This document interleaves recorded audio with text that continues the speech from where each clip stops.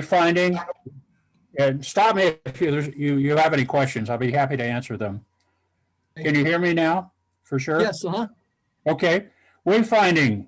Megan Weiss is driving this process, and we're trying to get the signs out by the end of the year to continue with the pedestrian bike signs in 2021. As you can see, parking signage is all out of the city budget. Pedestrian signage, this is something that is new, $12,000 PPRTA, and I believe this is putting signs at the crosswalks, and so that the public traveling on primarily the avenue is aware that, hey, it's a pedestrian crosswalk. Sometimes the crosswalk's a little hard to see, so I think this is a great idea. Mobility hub, this is an issue that we've had. The consultants came up with this and identified as part of the mobility plan various hubs, one of them being at Hiawatha Gardens, the second one being at the COG depot area. And obviously the Hiawatha Task Force is going to address the hub and as part of the whole Hiawatha Gardens discussion. And you can see the funding source, the actual budget, we don't know. It's going to be PPRTA and the COG. So can we have the next slide? Or can I do that? Let's see how we do this.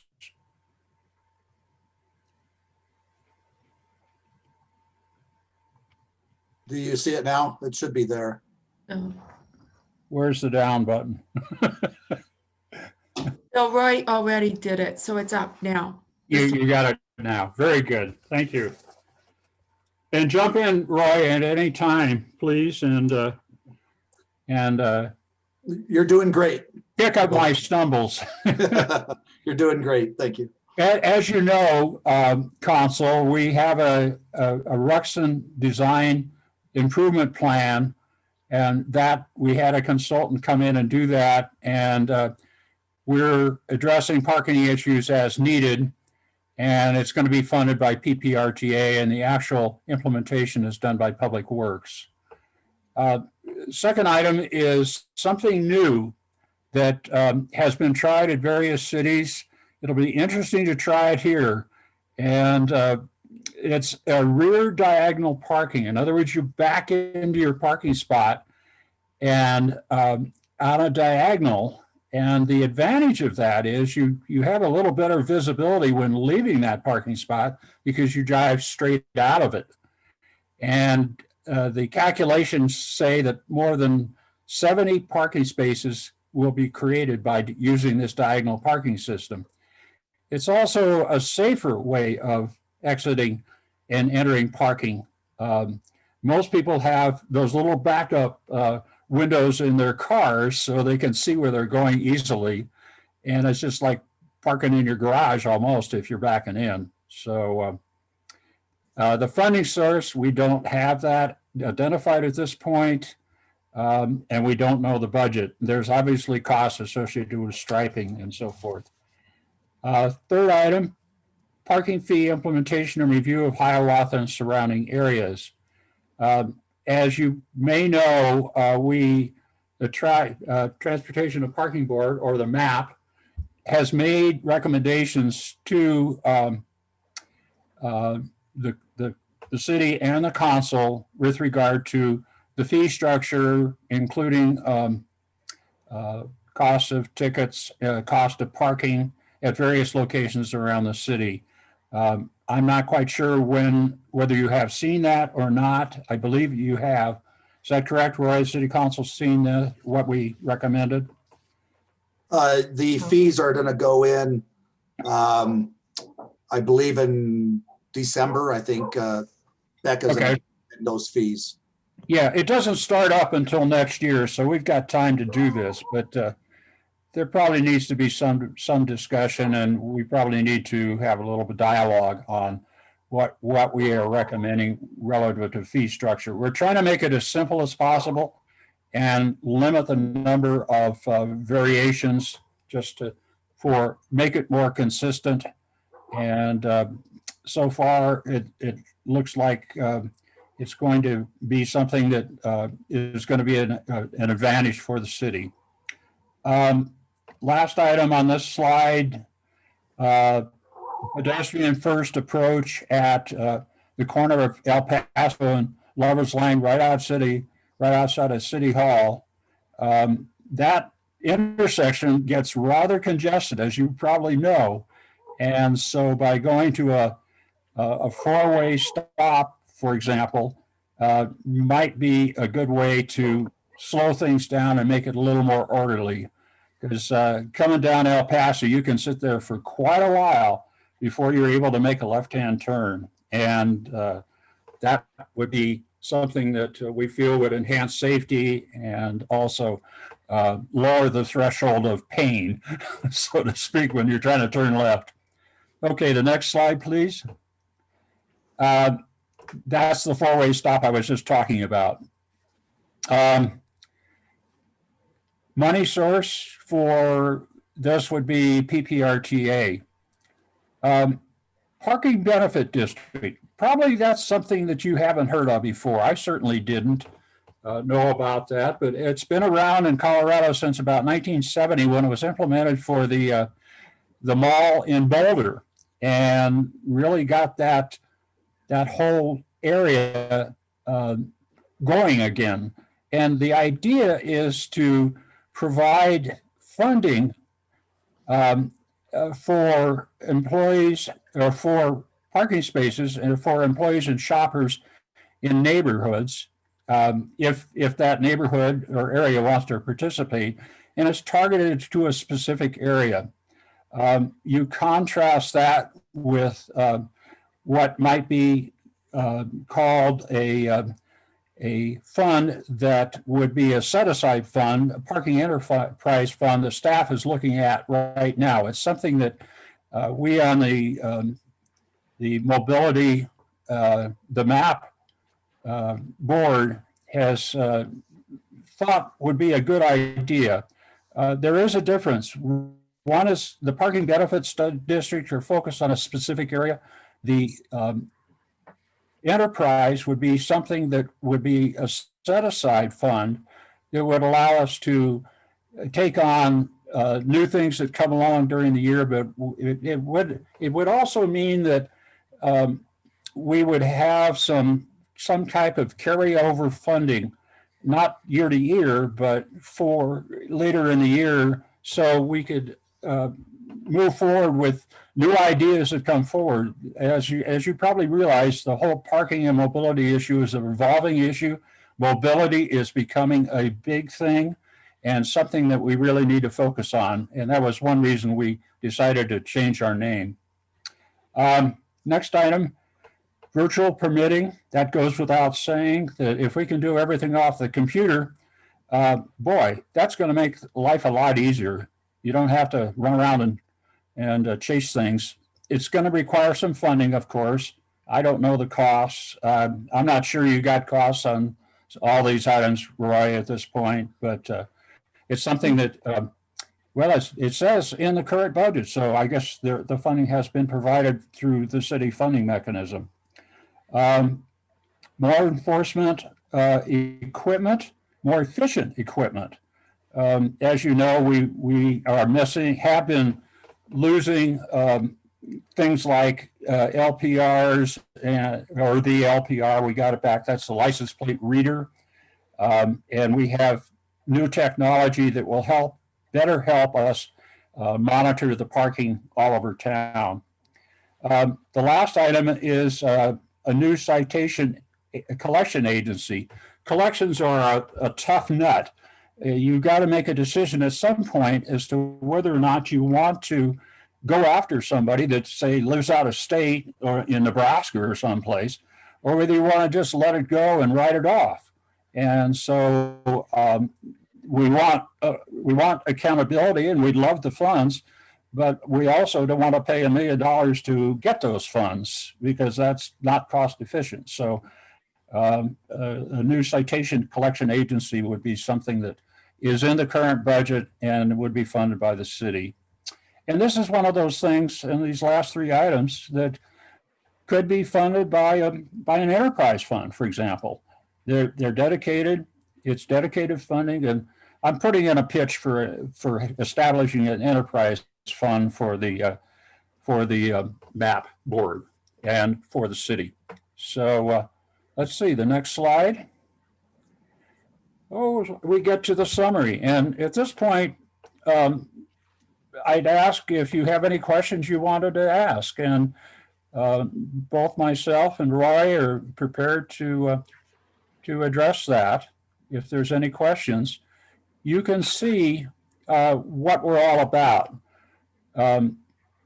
We want to have efficient, economical, user-friendly transportation and parking systems for the city, stressing congestion management, and that benefits not only the residents and businesses, but also business visitors and attractions. So that's really our mission, is to make things just work better for everybody.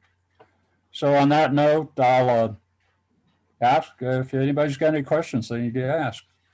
Great, thank you, Bill. Councilors, do we have questions for Mr. Kerner? I have a question. Mayor Pro Tem? Thanks. First, Bill, thank you very much. Lots going on with y'all. First, the ordinance ultimately will need to be changed to incorporate your name change.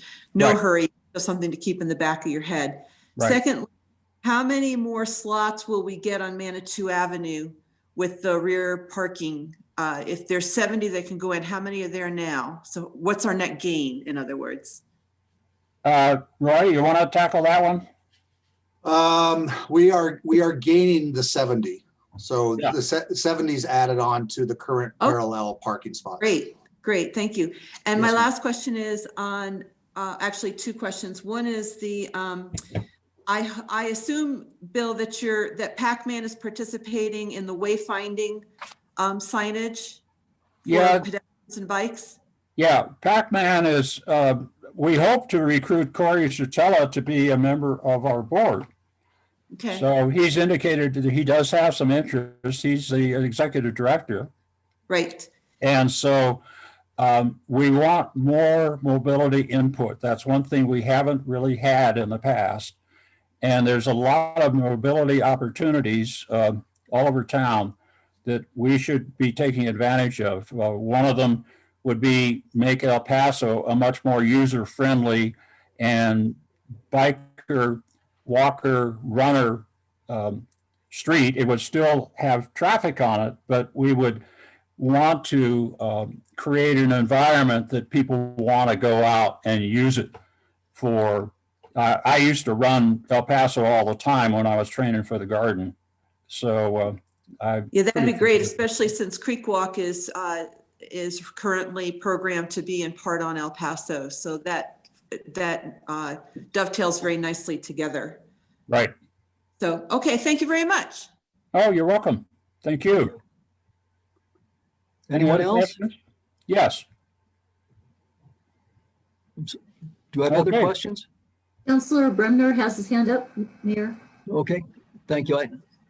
Councilor Bremner? Yeah, I was just going to comment on El Paso Avenue. I run that as well, or bike it as well. And sometimes cars will be speeding through there, Yep. excessive rates of speed. So I wonder if there might be some thoughts of speed bumps or some way to slow them down, because that could be a very dangerous avenue. I agree. I've haven't been run off the road on El Paso lately, but people do speed on El Paso, that's for sure. Roy, Public Works, any thoughts on that? Yeah, we're kind of looking at that.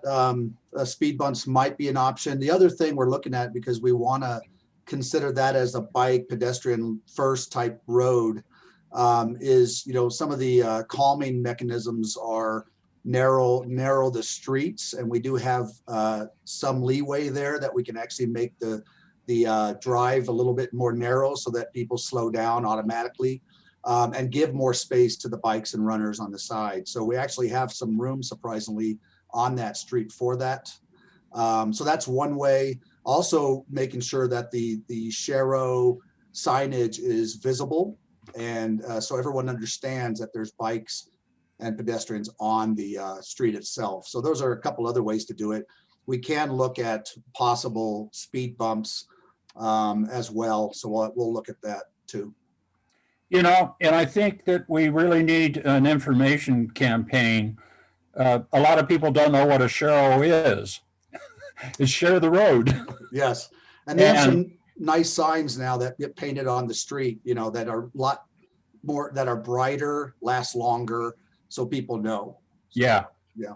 We've got an education process to address the speeding on El Paso and have people understand, hey, this is for non-motorized transportation as well as walkers and just out for a stroll on El Paso most specifically. So I think we can do a pretty good job of educating at least our citizens on the advantages of doing it this way.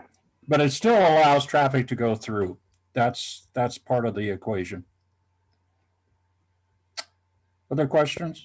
Other Mayor? questions? Mayor, can I just add to that? We have met with Yeah, a couple Denise. of the residents along El Paso, and we did do a, the thing that stands up all of a sudden, I can't think of the name, where it says whether you're speeding or not. We did that for a couple of weeks. The speed bumps we've looked at from Public Works, but they are hard to do it with snow removal. So we've looked at temporary speed bumps and what those would cost and if that's possible. So we're looking at it. There's a lot of options, just don't have the right answer yet with that. Thank you. Thank you. Anyone else have a question for Mr. Colonel? I guess not. Bill, thank you very much for your presentation. Oh, Mr. Cheney? Yeah, I do want to add one more thing, and something I realized I forgot to put on the PowerPoint is that the Transportation and Parking Board made a big decision and a great decision, I think, to move the parking in-house this year. So far, I think it's going really well. So they made a big leap of faith there with us, and we're very supportive, and we appreciate that from that board to take on that challenge. And so far, so good. So thank you. And you're doing a great job. Thank you, sir. Well, thank you, Bill. And if you'd express our appreciation to your board members, that would be nice. I sure will. And thank you very much. Thank you. Great. The second presentation will be Parab, and the presenter will be Danu Fat. So Judy, if you could bring Danu over. It's coming.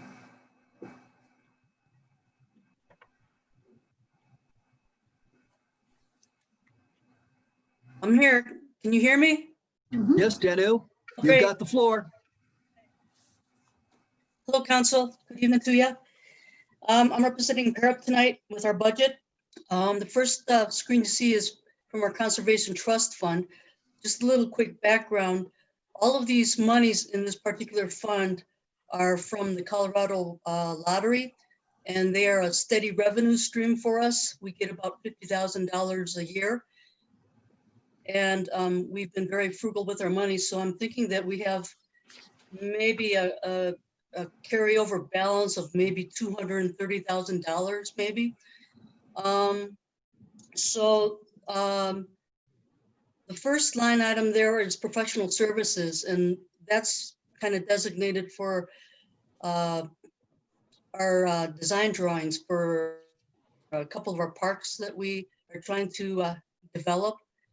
And we're right now just in the process of developing the components that we want to see go into them. The two parks are Wheeler and up on Higginbotham Flats. And we've opened a dialogue with Save the Flats, who co-owns that property with the city. And we've come to some agreements as to some components that we'd like to see, but I know there's a lot more to happen before anything really happens. So that's our in-process work there. Our local match grants is the Soda Springs GoCo grant, and that project has started. And that will be our main focus for 2021, just to try to see that project through and get it done. I have $20,000 in there. What we committed, the city and Parab, was to take $40,000 total from this particular fund as our match for the GoCo grant. And then the other remaining city match will come from the El Paso Beckers fund at $47,000, and that one will come up later. But just a little background for you. Memorial Park, we haven't done anything with that. That was an emergency monies that had to be used for the it was the irrigation in the street, I think. Miscellaneous, this year we were able to improve Peeps Park, and those monies were used for completing the rock border around the gardens and around the Peeps, and also putting in a new walkway, paver walkway, and also doing some gardens there. Soda Springs, or the bench picnic table replacement, that's just a maintenance feature to be able to replace any damaged bench picnic tables, or if we need to buy new ones. That money is set aside for that. Soda Springs reserves, that's also set aside for the Soda Springs GoCo grant for anything that might have come up. But since that hasn't really started yet until now, which is in the review of the construction documents, we haven't really spent any of those monies. And I do believe that GoCo is going to fund first, or no, well, I'm not sure how all that works, but I'm not sure how much money we've spent, so, but we have it set aside. The memorial tree bench replacement is monies that are set aside for any memorial trees or memorial benches that might get damaged, or trees that die. And that's in there as per the policy code that we submitted to the city and the city adopted. Pool and Rec, was that those monies were used to purchase and install disc golf baskets that we put in at Fields Park. And it's been very widely well received. And some of those monies also went to the pool to help with spa repairs and some of their capital improvement repairs in the building also. Manitou Art in the Parks is a partnership that we have with the Manitou Arts Council. And also it's a post identified as one of our post goals too, to just try to, have art in our parks. And that money was used a few years ago to repair the Peeps, get them repainted and repaired. And so other times that money has been used was to repair the Manizoo over in Memorial Park by the playground. And so that's what that money is pretty much earmarked for. Urban forestry, that's for the maintenance of our trees in our parks, and also to plant new trees. And a few years ago, we spent money out of that fund for a tree survey of our 7 largest parks.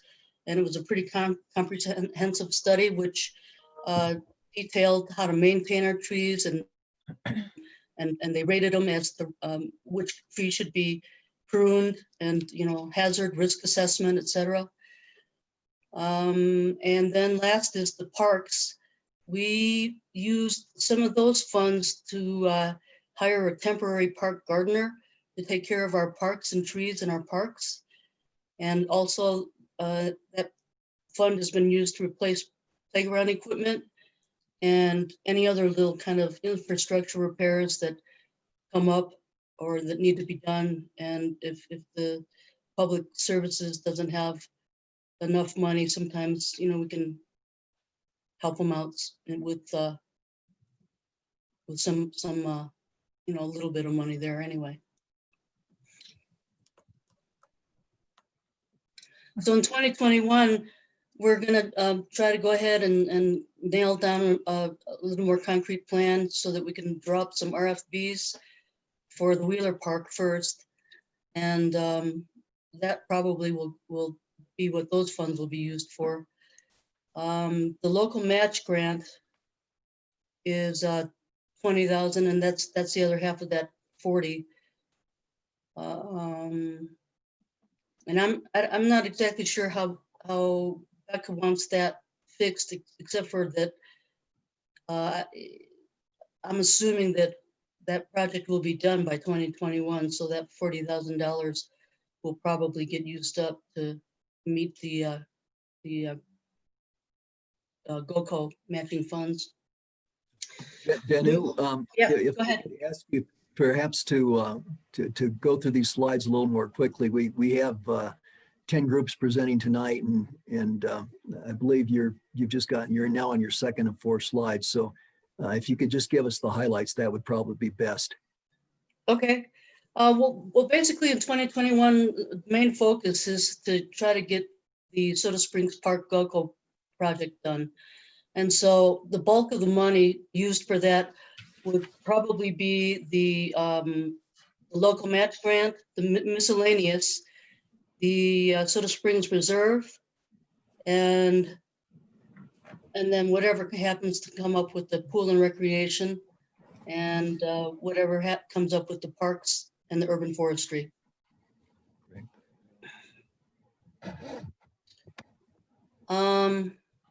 This one is the El Paso Beckers Fund, and that's, as you can see, it's just the matching grants for the GOCO grant. And then the capital expenses are just for the park maintenance. I'm sorry, I skipped the park maintenance. Well, that's for Fields Park and the skate park. And then the other line items are from the general fund, Park and Rec, and those are funds from the fees in lieu of land. And what we have in the past done is give mini grants to local businesses or organizations in Manitou. And then just park improvements are for things that the Conservation Trust funds don't cover. And then the training strategic planning workshops are for our strategic workshops that we have for materials and things like that. And if somebody wants to do a workshop or a grant writing workshop or something like that, we have money set aside for that. Please note, this Parks and Rec is not to be confused with the new department Parks and Rec. We're probably going to change the name of these particular. They're assigned account lines that are funded by these fees in lieu of land for parks. And we're probably going to just change it to PARAB or something of the sort, so it doesn't get confused with the new department. I just wanted to point that out. Yeah, because there is a lot of confusion there. Yeah. Okay, great. Thanks, Becca. That's helpful. Yeah. I think that's all I have, John. Okay, great. Thank you, Danu. That was a good overview. Council, do we have questions for Danu? I can't see everybody. So if you're raising your hands, maybe you just speak up, please. Sounds like we don't. No. Okay, Hands up. Danu, thank you very much. Okay, thank you. We appreciate your work. Thanks, and we'll talk to you later. Great, super. Okay, the third group to present tonight will be OSAC, and that will be a tag team of Mike Mayo and Nancy Wilson. So if, Judy, if you could bring those 2 folks over, please.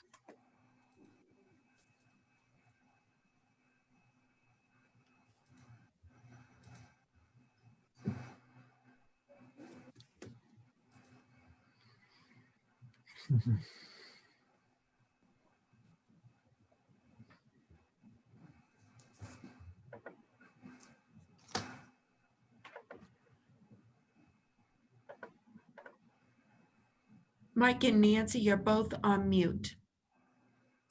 And your videos are turned off, so. There you go. Hi, Nancy. Hi, greetings, everyone. Greetings. We'll go through this fairly rapidly and then leave plenty of time for questions at the end. And Mike is here as well, so he'll chime in. So So I just wanted to start out with this.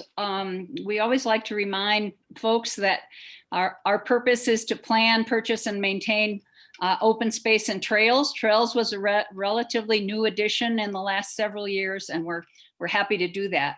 The other thing is we hope we're a breath of fresh air this evening, knowing that OSAC is not dependent on any city funds for operation. We have a special fund, as you know, 2 different taxes approved by the voters for specific use, and the voters now have approved that funding 3 different times. This latest go around doesn't expire until 2032. So the people of Manitou Springs really do value their open space and trails. The other thing is you'll see that we carry forward a significant balance and continue to do that. And that is because, as you know, we're in the business of purchasing land when that's possible. And we really have to think strategically into the future so that we actually have the cash on hand if a piece of property comes available to us. So accomplishes, and the last thing is that we are totally locked into the post plan and really try to take our marching orders from that. So you'll see first here that there are several easements and that have been obtained thanks to Mike Mayo. That's really his specialty. And if you have any questions around easements, you'll see several more in this presentation. Mike's our expert there. We also, most of you by now have probably seen the Intamin Trail reroute around the much maligned stairs, railroad tie stairs that have been there for a long time that were just completely unsustainable, that we had to keep doing. So that was accomplished this year at very little cost, thanks to Shanti Toll and the Manitou Trail Cats who volunteered to do that. I was glad to see the presentation about signage in town. This year, we've done a lot of work on trailhead signage, which was actually the #2 goal of the post plan. Thanks very much to Public Works Department, we were able to install 6 trailhead signs this fall, and we're just waiting. We should, by the end of the month, have the contents up on those signs with maps and rules and regulations and that kind of thing. So we'll be anxious to hear council's feedback on that signage. The management plans for these open spaces have to be done every couple of years, and the one on Iron Mountain right now is in progress. The Black Canyon cultural inventory and assessment is another thing that Mike's more of an expert on than I am, but that's also in progress because it's been done and is being done by volunteers. We're allowing them to take their time. Next Right. And I might add, Nancy, that we have 2 very capable archaeologists who live here in Manitou Springs who are spearheading the archaeological assessment on Black Canyon. So far, we've found some Neolithic artifacts on Black Canyon. The future challenge we have, of course, is separating access from these cultural areas from public access. Right. So at the top of this slide, you'll see that we closed a rogue bike trail at the Crystal Park Road trailhead of Iron Mountain with some split rail fence. Some of you may have seen that, and it seems to have stopped the problem for now. We have ongoing issues on Intamin Trail. We had a significantly large washout there towards the west end of the trail, a couple of them, and the Manitou Trail Cats have been working on that. So trail maintenance is an ongoing issue for us, as you might imagine. But the big step forward I think we've made there is that all the members of OSAC, we've divided all the trails we're responsible for in the city. Each trail this year has been evaluated and walked through and notated, and we now have a master database that has all the maintenance issues on all of our trails cataloged, some with photographs, some with GPS points and that kind of thing. So we really have cataloged trail maintenance issues and therefore can start prioritizing and ticking them off with some regularity, we hope. Once again, here are a couple of easements that Mike has negotiated that are ongoing. And finally, we submitted a $25,000 GoCo Youth Corps grant in September, and we'll hear about that grant mid-December, which will have a big impact on what we're able to do next year. If we get, that will be for 3 trail crews for 3, or 1 trail crew for 3 weeks. If we have that next summer, we'll be able to get a lot done. Next slide, please. These are 2021 objectives. They are all tied to the post plan. So the goals in the second column are goals taken directly out of the post plan. So we have many small, very small open spaces scattered throughout the city.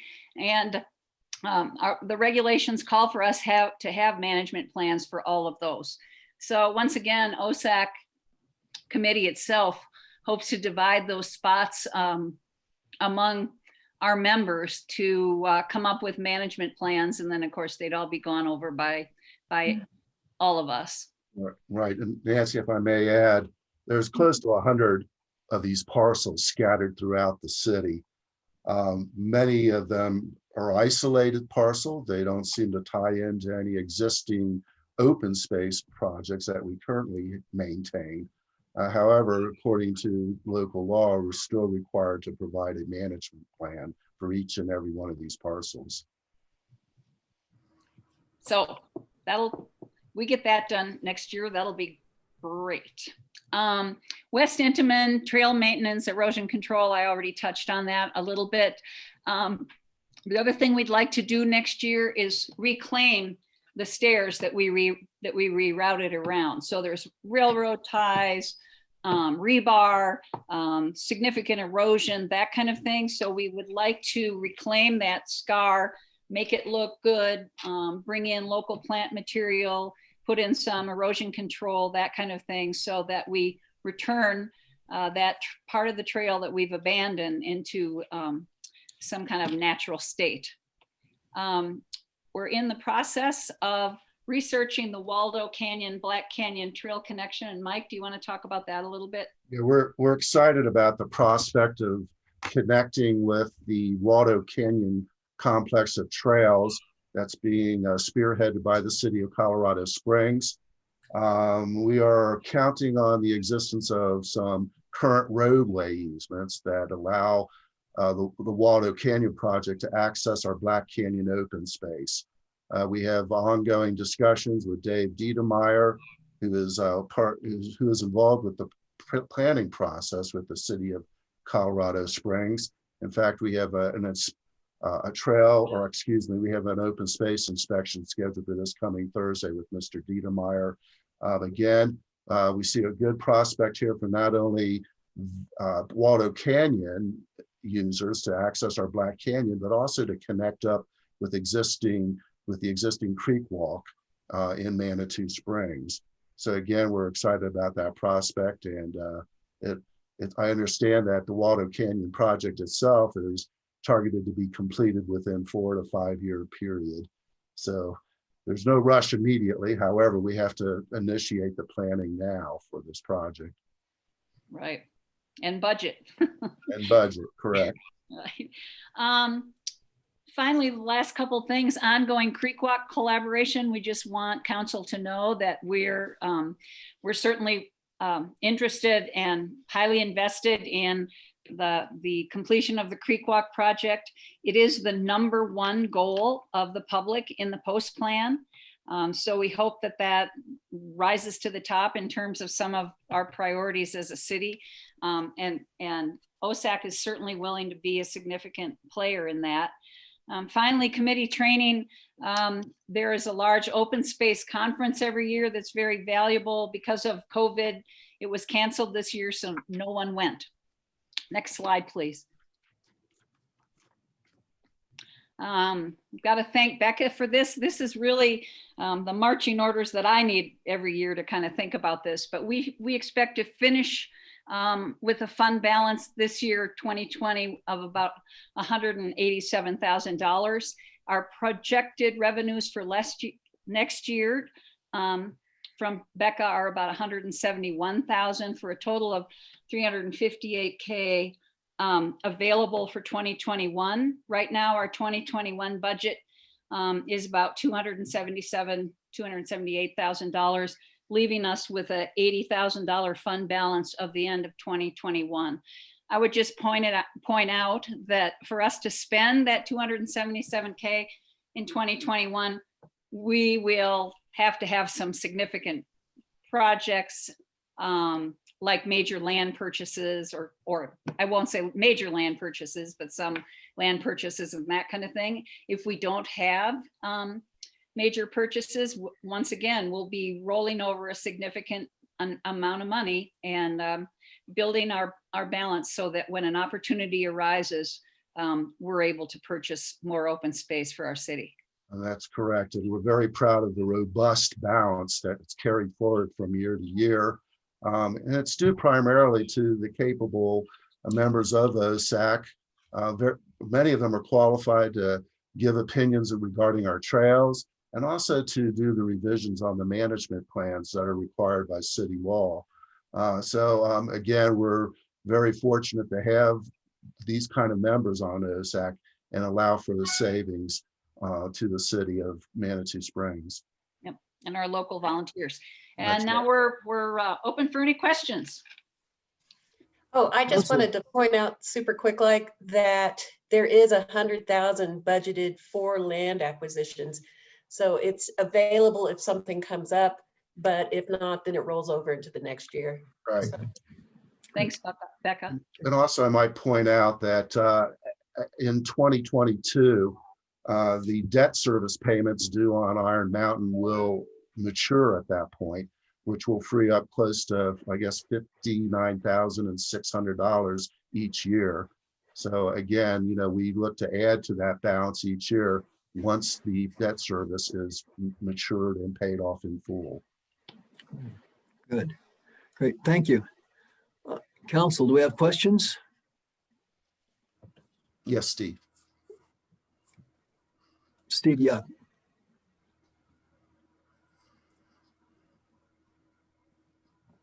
Steve, you're on mute.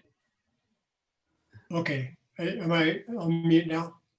We can hear you now, Steve. Okay. Yeah, I keep meaning to contact you, Mike, and go out for a hike with you so we can probably have the more appropriate discussion, because I have more questions than probably can be answered in this forum right now, and probably not appropriate to do that. So yeah, let's get together some time, and you can show me some illegal encampments, and we can talk about trails and that kind of thing, because I have some questions, but like I said, probably more than can be answered right now. Okay. Steve, the door is always open, so feel free to contact me. We'll get something set up. Sounds good. And as well, we invite all council members to come on any of our field trips and trail inspections. Great. Council, any other questions? I don't hear anyone. I can't see everybody at the same time.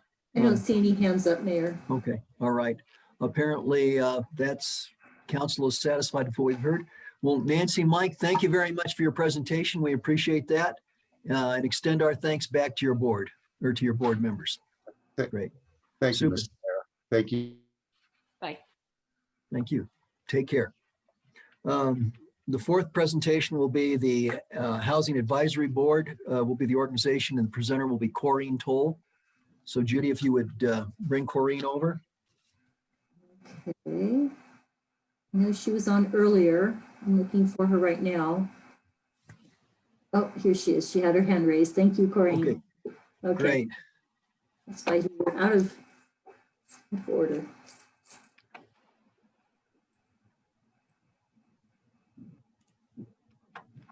Mute. Hello, can you hear me? Yes, Corinne, we can hear Okay. you.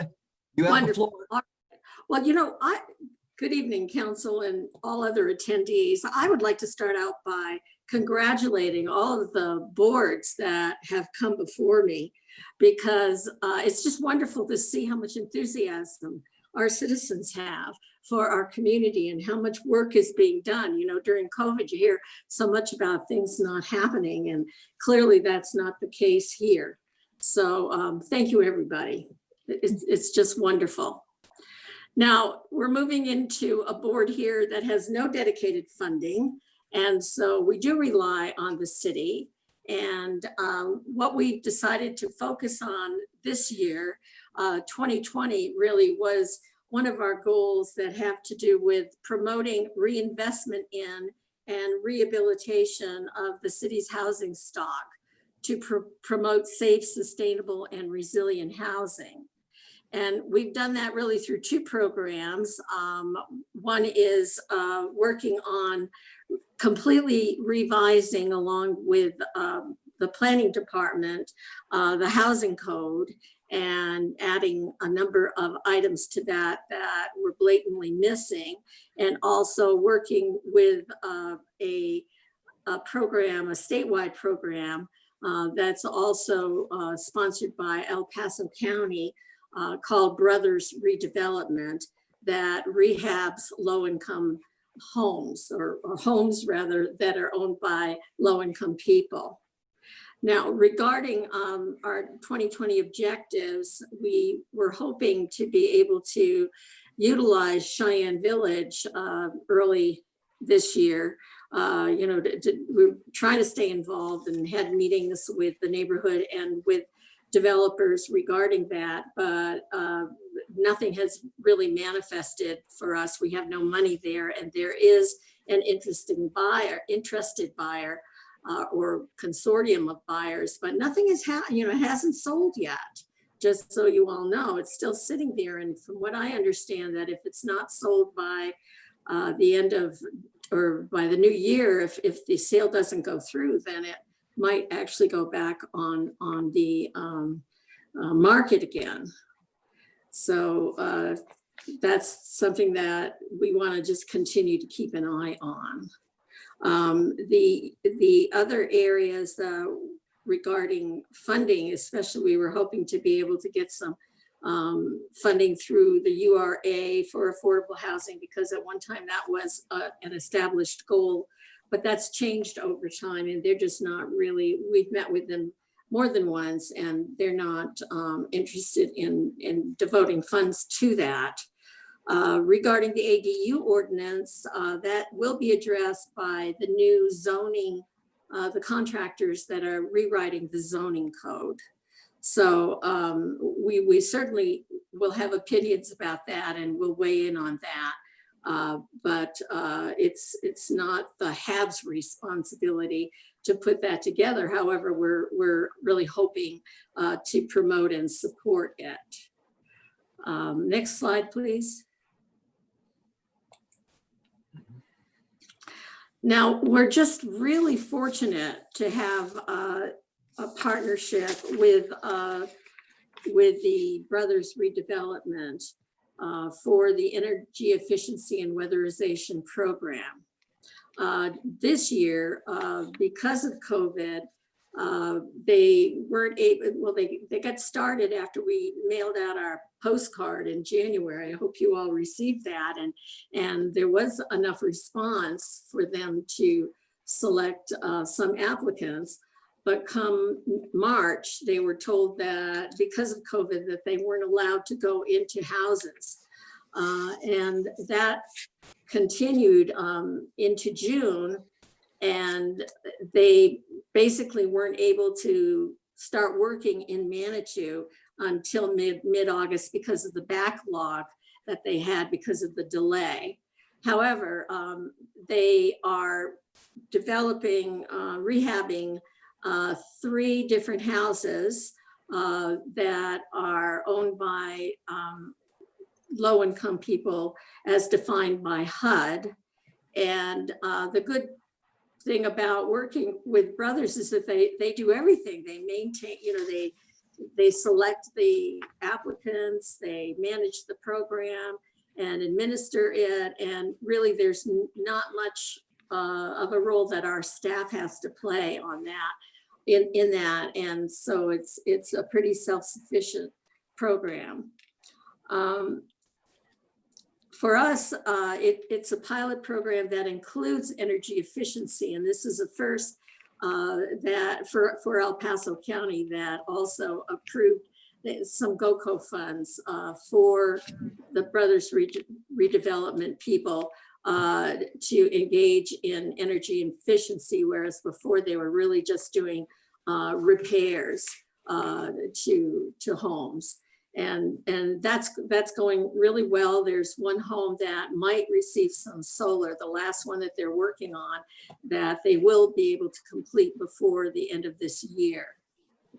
Other areas that they have focused on is replacement of windows and doors and insulation systems.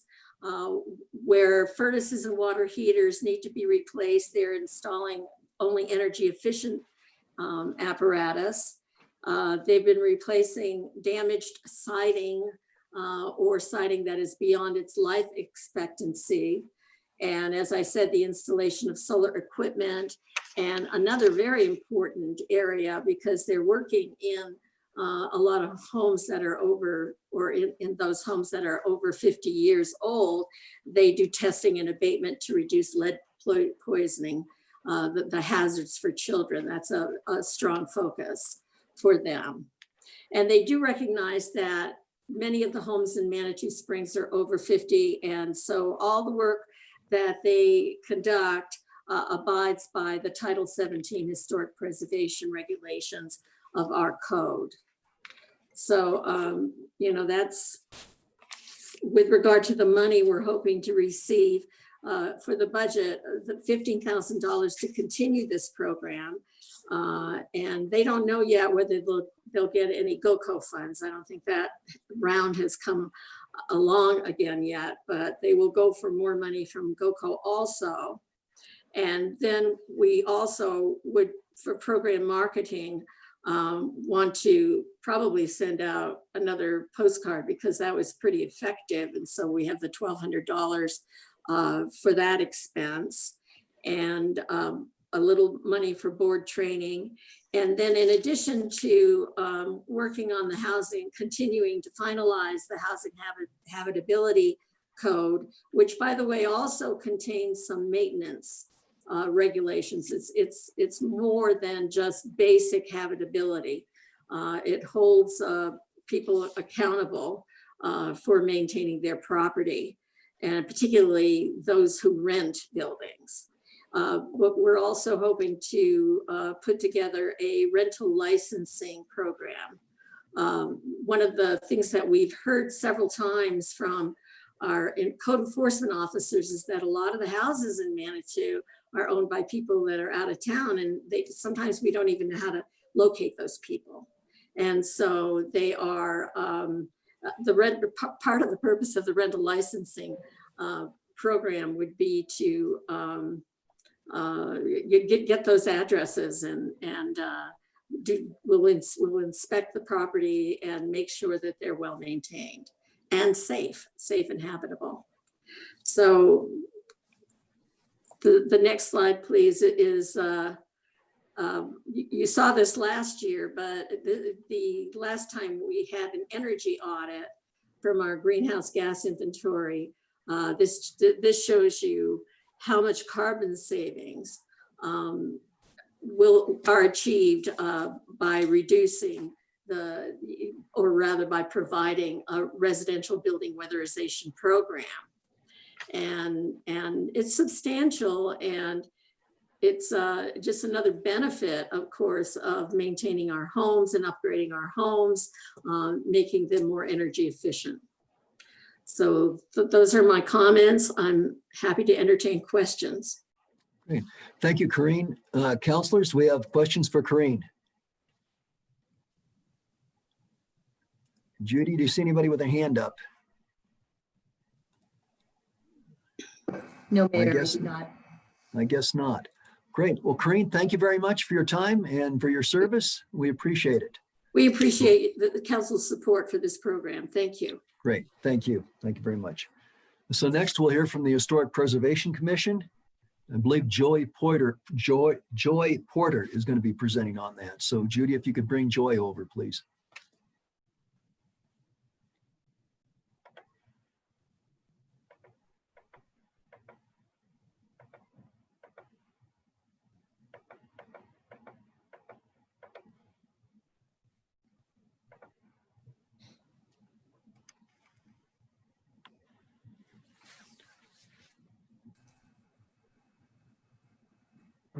Now you can hear me? Yes. Yes. All right. Thank you. Wanted to recognize the other members of our commission, Ann Nichols, Tamala Wright, Doug Edmondson, and our staff person that supports us is Michelle. Wanted to recognize them. On the first slide, the first three, I'm not going to go over. There are things that we were going to do, but COVID stopped us from being able to do those three objectives. On the second slide, this was a grant. It's a certified local government grant of $25,000, which we are in the process of having that project worked on. It'll be completed probably in the spring of 2021 or perhaps earlier. And they're starting the process of how we're going to inventory all of our historic properties to give us an idea of what we have, also to help the community and other people that purchase one of our historic homes, what its history is and its importance. On the next slide, we hope in 2021 to start the honor, to honor the people that do the different awards and preservation of their homes or businesses. And we hope to bring that back. We'd also like to do a thing with our plaques where these homes, if the homeowner supports it, we would have plaques describing when the house was built and its historical significance. Retreat, we haven't had a retreat. It doesn't look like we may have one in 2021 either as we continue to Zoom. And HPC, we must have training. It is required to be a historic preservation commission with the state to get training. And we've been all doing different trainings online. There is a general convention that's held. And what we did this year is we applied for grants to attend, and we were able to get some of those, so there was no cost to the city. On the next slide, the mini grant program is really critical. We have not had many applications this year from people wanting to refurbish their historic properties, but we hope to do that. That's for critical preservation, usually windows. It's very expensive to rehab a historic window, and there's a tendency for people to want to put plastic or windows in rather than the historic windows. So we hope to continue that and be able to give the $1,000 to a person that applies who is refurbishing the windows. And the last slide is what we're going to and working towards in our long range planning is to look at inventorying all our historic properties. When we became a commission and when we entered the state historical funds and certified from them, we did not have to inventory our properties. Now you do. We are of course grandfathered, but we want to be able to inventory all our properties so we know which ones are contributing and non-contributing. And the very last slide, we will continue to do the variance and applications, and that is staff facilitated. We have looked at our zoning and have gone over our zoning code. We had great community input on some areas that were difficult to solve, and the community met with us with Zoom and helped us straighten out some of those codes. And so we'll continue doing that with our codes. And other than that, that is all I have. Thank you very much, Joy. Any questions? Questions? Yeah, do we have questions for Joy? I need to speak to the budget real quick, like. Okay. So For the Do you have 2021, any sound? we did, oh, can you hear me okay? Okay. Yep. For the 2021, we did keep the budgeted amounts flat to the original budget of 2020. So they have requested 13,000 for the historic preservation incentives. And currently there's 5,000 budgeted for that, which was the same as the year as beginning of 2020. And for the HPC support, we have 3,500 budgeted for that, which was the same. The difference, and they want 8,500. The difference is they have 5,000 for plaques. And also about the grant match wasn't specifically mentioned. They have 77,000. We've got the 100,000 from the year before. But this is for a grant match where the city would actually only be paying 20,000. It's an 80-20% grant. So the entire cost of the project would be somewhere in this $77,000 to $100,000 range. And then the state would pay 80% of that. So I just wanted to mention that. And also the idea is that if we have a good year next year, at mid-year, the board could come back and say, we did ask for a bit more money, but we understand that it was kept flat. And we are now saying we'd like to request the rest of the additions that were not included at the beginning of the year. Thank you, Becca. Yes, thank you, Becca.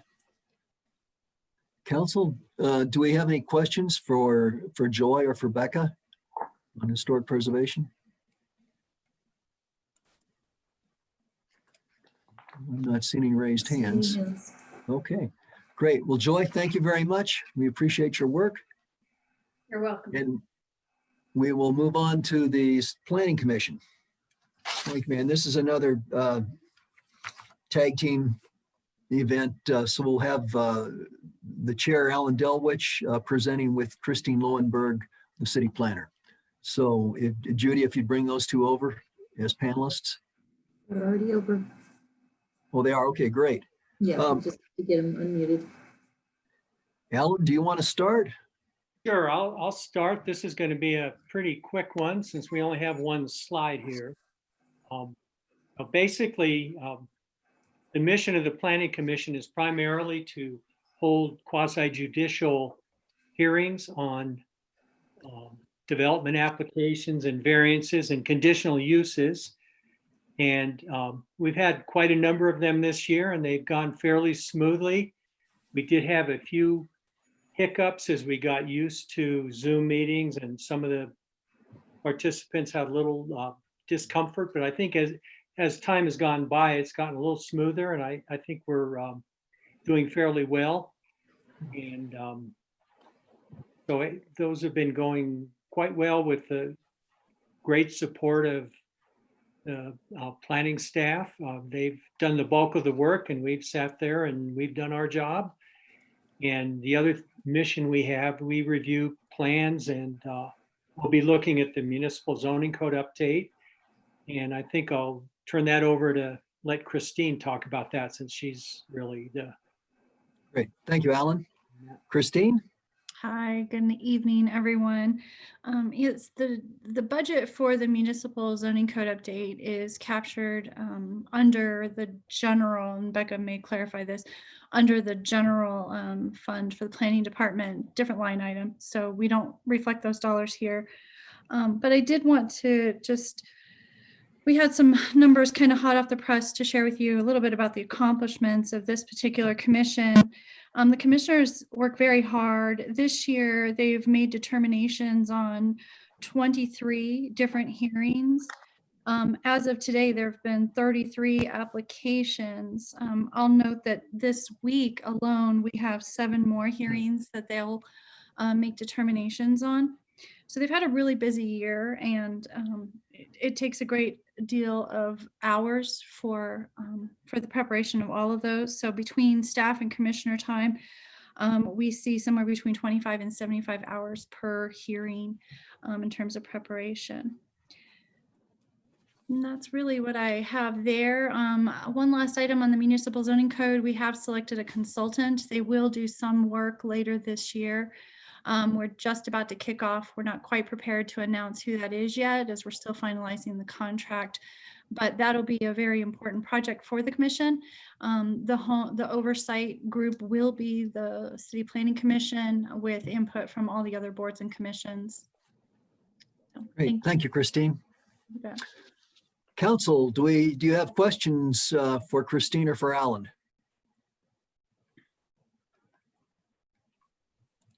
It's good, Mayor. I don't see any hands up. I don't see either. Okay, well, Becca, It's were Becca you gonna again. say something? Okay. I just thought I would add really quick like that the amount that's budgeted for the zoning is 125,000. There's a 50% grant from the state. So the actual, which is reflected in the revenues of the city for the general fund. So the actual cost to the city for this project in 2021 will be 62,500 instead of the whole 125, which you see in the planning budget. great. It's beginning to sound like Christmas. This is nice. Now, Becca, some of that may be expended in 2020 also, correct? Because you're going to roll it over. Okay. Okay. Any other questions or comments? I guess not. Christine, Alan, thank you both very much.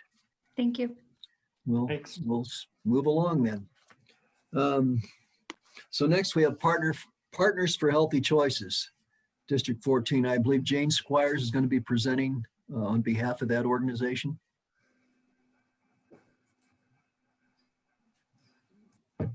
Bring her over.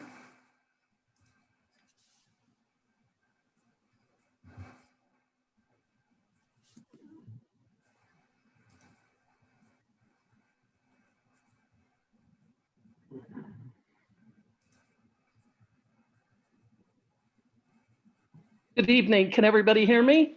Yes. Yes. Awesome. Okay. Hi, I'm Jane Squires. I'm the Assistant Director for Partners for Healthy Choices. You might hear me call that PHC from now on, just to shorten it up a little bit. I wanted just to share a little bit tonight before I get started that my department is not have a district allocation. So we work really diligently for federal grants, state grants, donations, and allocations such as yours, which we are so appreciative to have.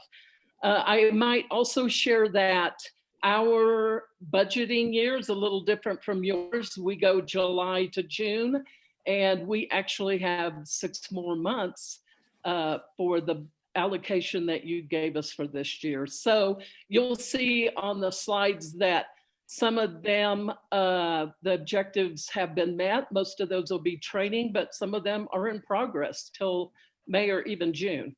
So I'll get started on the slide. Objectives are basically 4 of them. And we began last year Restored Justice program for the district. And basically that's to repair harm and positive relationships, build those, and resolve conflicts with kiddos. That has all been taken care of. We actually had 2 restorative middle school circles. MS is Manitou Springs Middle Schools. And we were able to do 13 restorative justice student interventions. The next line is our staff professional development training. As you know, schools, we are always working on our professional development with our staff in order to create great programming for our students. And the ones that we have taken care of is mindfulness trainings with the elementary staff, mental health team systems design for the district. We actually have a mental health team that meets regularly 2 times a month, and some money was designated for that to actually happen. PHC is a part of that also. We began this summer the Child Trauma Academy book study. I'll talk a little bit more about that funding, which we will ask for next year. But it's basically an understanding of the trauma that our students have and what they come into the classrooms and how that affects their ability to learn. We have middle school staff restorative justice facilitator training. So what we did there was to ensure that we were sustainable and continuing the restorative justice.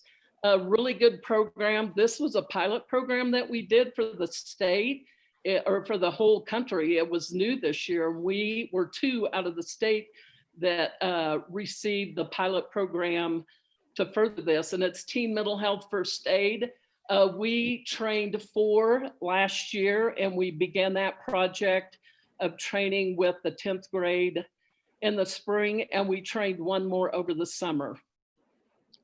Child Trauma Academy Phase 1, we're hoping to begin that in January, and that basically is the trauma-informed care that we are working as a goal for the district, that all of our staff will be trained.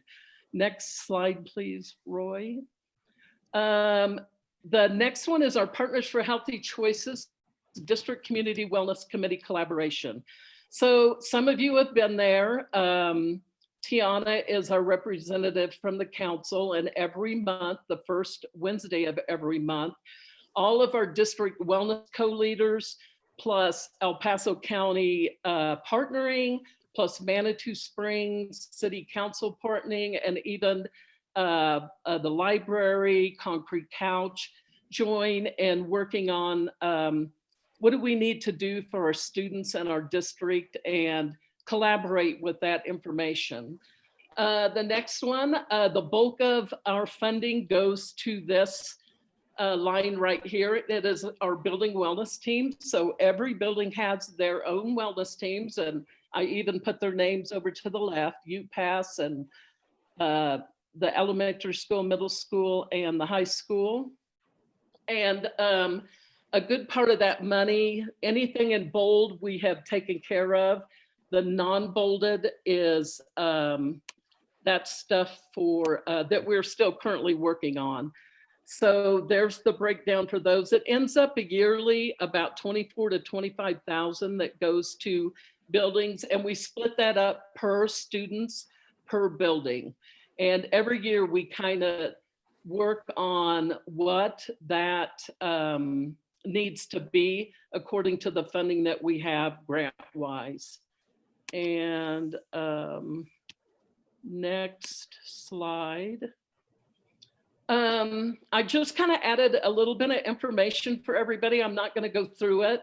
Council will have this that you can look back on, but PHC is a huge proponent of our district's whole school, whole community, whole child philosophy.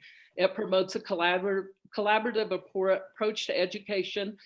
Basically, you have to have healthy students in order to learn and for staff to be able to teach. Our 10 components that we work on, and I'll talk a little bit about that the next slide. Health education, physical education activity, nutrition, or just to name a few. Next slide, please.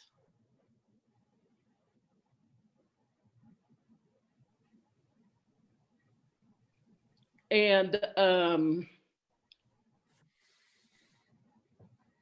should be one more.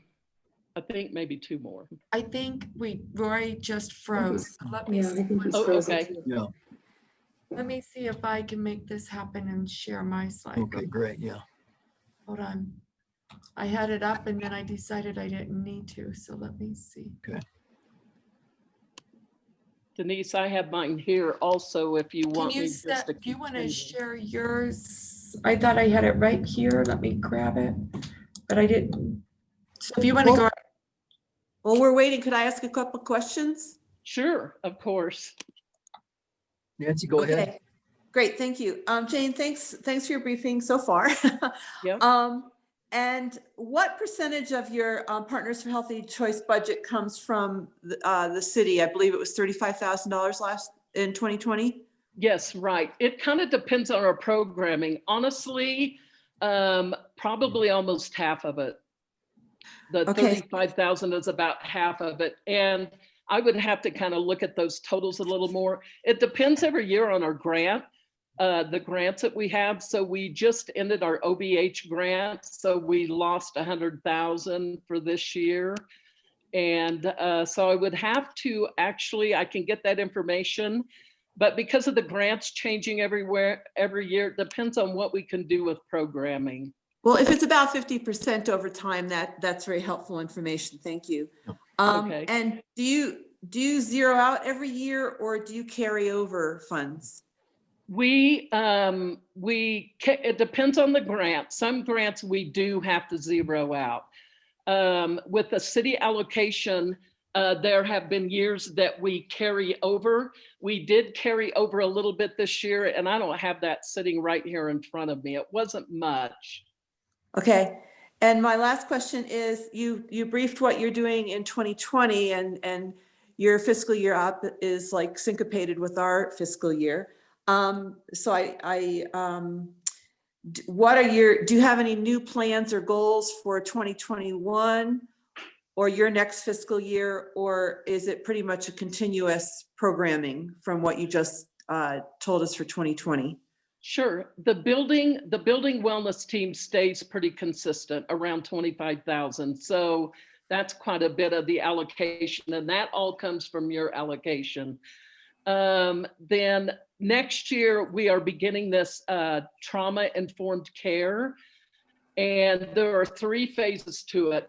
All of our staff will be trained, and that will begin next August. We are doing the bulk of the 25, counting our mental health, but plus PHC, plus some administrators, phase 1 beginning in January, and that will take us almost to June. And then in August, we want to carry 4 or 5 of those staff over to phase 2 and phase 3, which is a huge amount of money because it actually gives our district sustainability to train our own staff from then on. Okay, thanks. That's helpful. And I guess I do have one more question. And are you coordinating with Beehive with Councilor Chandler was probably going to ask that very question, but I'll be here too. We are. Matter of fact, they're presenting tomorrow at our mental health meeting, and that's part of our programming for next year, that we hope to give some money to that. We have students that just aren't able to fund that. So we're hoping to use some of that to help our students and our mental health team. So that's something we're going to work on more tomorrow. Okay, thank you. You're welcome. Can you hear me? Yes. My Zoom, for some reason, webinar is not responding. I can't see or do anything. So Judy, can you share your screen to see if that will work? You should be able to see it now. Can I can't see, so I don't know. Can anybody else see? The screen I'm seeing, it says you are viewing Judy Morgan's screen. That's what my display Let me try says. this again here. Give me just a second. Yeah.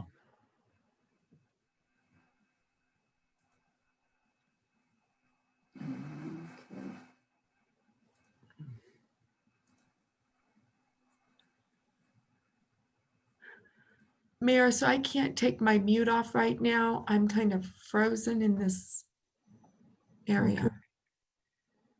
And then Judy, if you will just go to the next slide. Sure. Okay, so Denise, apparently we're seeing Judy's slides. Okay, perfect. Thanks. Okay. Yep. Okay, Jane. Okay, great. A couple of things. I'll go really quick. I wanted to stay within my allotted 10 minutes. School health improvement plans. Each building works on these. We use a tool that is given by the state wellness called Smart Source. And basically it's a tool that helps us see what our gaps are for those 10 components that were on the last slide. And they create their ships. It's like a goal. And we use SMART goals: specific, measurable, attainable, realistic, and timely. And making those goals. And then that's what they use their money to spend on. They have to have a ship to spend their money on that. The other thing I threw in there was protective factors. I think I spoke about it last February when I presented also. that exposure to factors that are typically associated with a decreased likelihood of negative occurrences. So that would be substance abuse, mental health issues. And so what we do as a school, and we do it really well, it's just a natural component for us that we have positive partnering between school and families a lot right now. Also, opportunities for engagement. We support early learning with our pre-K. Emotional self-regulation, that comes up with the restorative justice. Positive norms, good coping skills and problem solving is a huge program that we work on. And next slide is just a continuation of a few more protective factors. I won't go through all of it. School engagement, emotional self-regulation, especially with our young ones. And then the very last slide is just what we would like to request from the city council for next year. And it wasn't my understanding that I needed the breakdown on this, but I can get it to you tonight if you need it, or in the morning. Thank you. That might be helpful. In the morning would be certainly soon enough, I think. But Okay, that would be useful. definitely. Great. Well, thank you. Council members, questions for Jane? I'm gonna just speak real quick, like on this one, once again, we have this theme of keeping things flat to the original budget for 2020. So we have 35,000 in the budget currently for the Partners for Healthy Choices. Once again, though, if we're having a good year in 2021, we can certainly at mid-year budget have City Council reassess to whether to go ahead and give them the additional 15,000 that they are requesting at this time. Okay, great. Thank you for that information. That's helpful. Can I ask Councilwoman- Becca a question? Sorry. Yes, Mayor Pro Tem, go ahead. Becca, are we keeping a list of all the requests that are over and above so that we will have that at our fingertips? Yeah, at this time, there's only 2 that were over and above. That was the historic preservation, and I do have those numbers, and the Partners for Healthy Choices. So I can send you an email, send the city council out an email about the differences, what they're requesting and what we've got in the budget, because you can certainly go ahead and change it at this time if that's what you decide to do. No, mid-year sounds good to me, but thank you. That's helpful. Great. Thank you. Anybody else? Apparently not. Okay, Jane, thank you very much for your presentation. We appreciate the information. You're Thank you. welcome. Take care. Okay, you too. Judy, Roy is back on if you want him to go ahead, or if you want to, I think we're close to finishing it up. Is he ready to go ahead and run it? Yeah, he just texted me. I can't see anybody, so if you can bring him over, I think he's ready. I'm here. Okay. So let me go ahead and stop the sharing. On my- Are you gonna keep yours on and just let me take it over? Or you want me to bring up my own? I think you would need to bring up your own. Okay. I don't think you can take over what I have up. Oh, maybe, here you go. Looks like you can. Okay, learn something new every day. All right, let me go ahead and bring Jim over. Right, yeah. So our next presenter will be Jim Reese for the URA.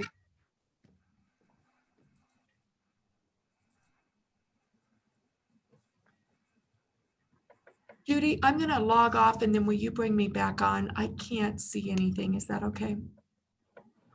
Sure. Okay.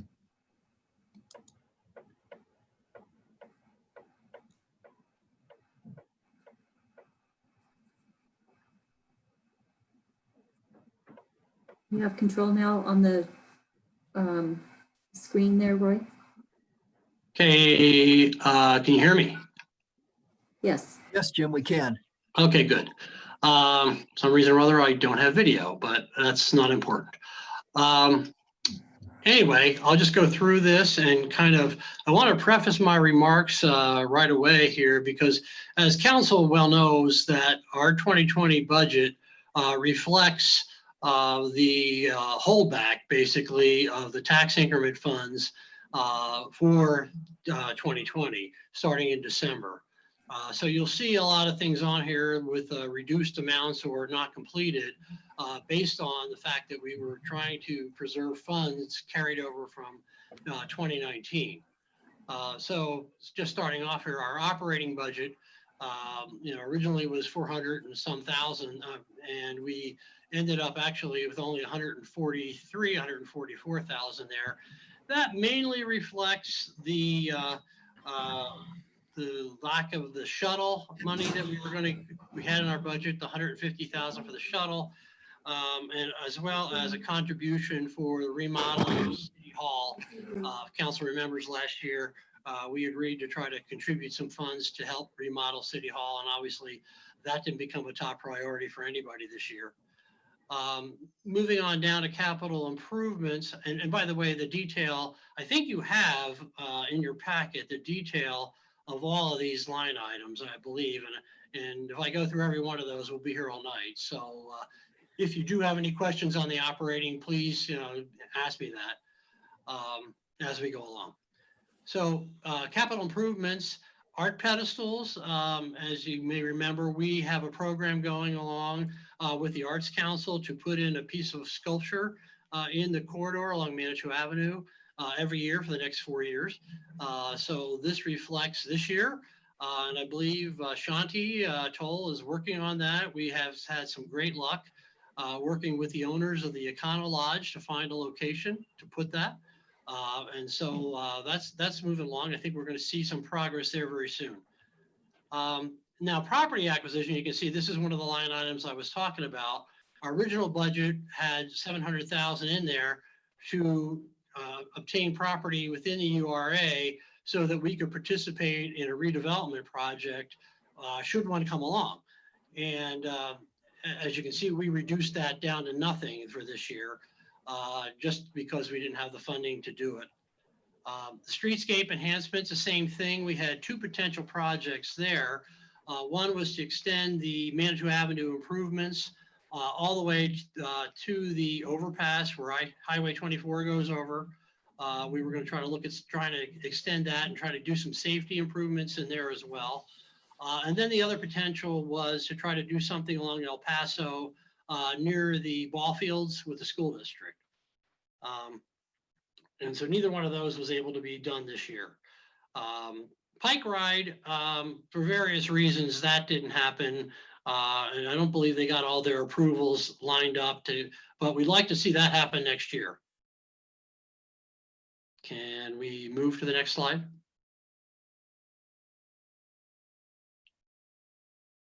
Okay, Pocket Park. As the mayor will well know, we dedicated that last week and it looks great. And we saved a little money on it too, as you can see there on the budget. So all that's good news. But I think that's a great project. We got the interpretive signs went in, and if anybody hasn't seen those, they should go over and take a look at it. Really, the county people that worked on that, project management guys, did a great job. So those look great. The Eagle looks great. The Rocky panel is looking fine. So we're really pleased with how that came out.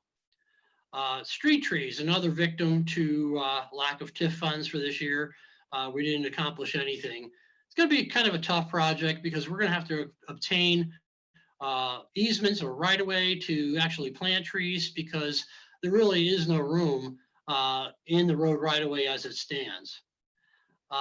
Becker's Lane, this is one of the projects we kept moving forward with. And as you can see there, our budget's going to go up next year quite a bit. The 900,000 you see in the budget there reflects design costs and some right-of-way acquisition, but the bulk of the money will be spent. It's out to bid right now, so the bulk of the money will be spent next year.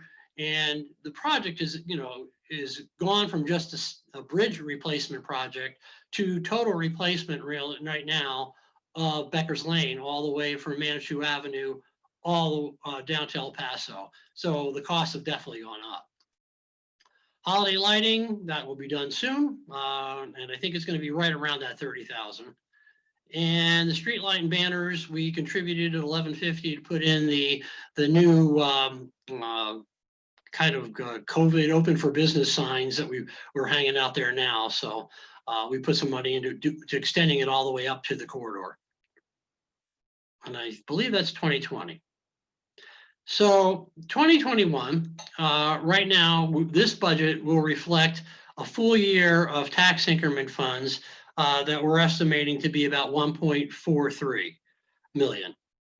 So our operating budget slightly down from last year, what we had done last year projection wise, but 295,000.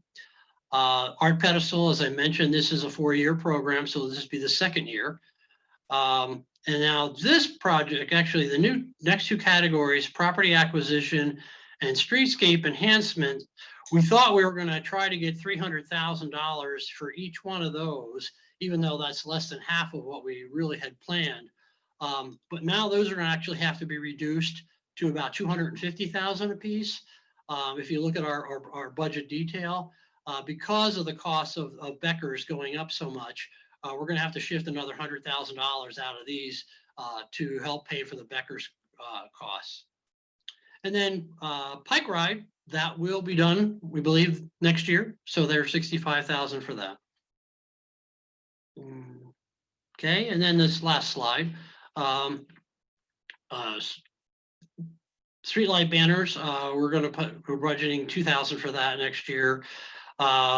Street tree program, we want to bring that back. We want to try to do the $25,000 for put street trees in and try to negotiate some locations to put those. And then there the biggie right there is the Becker's Lane Bridge.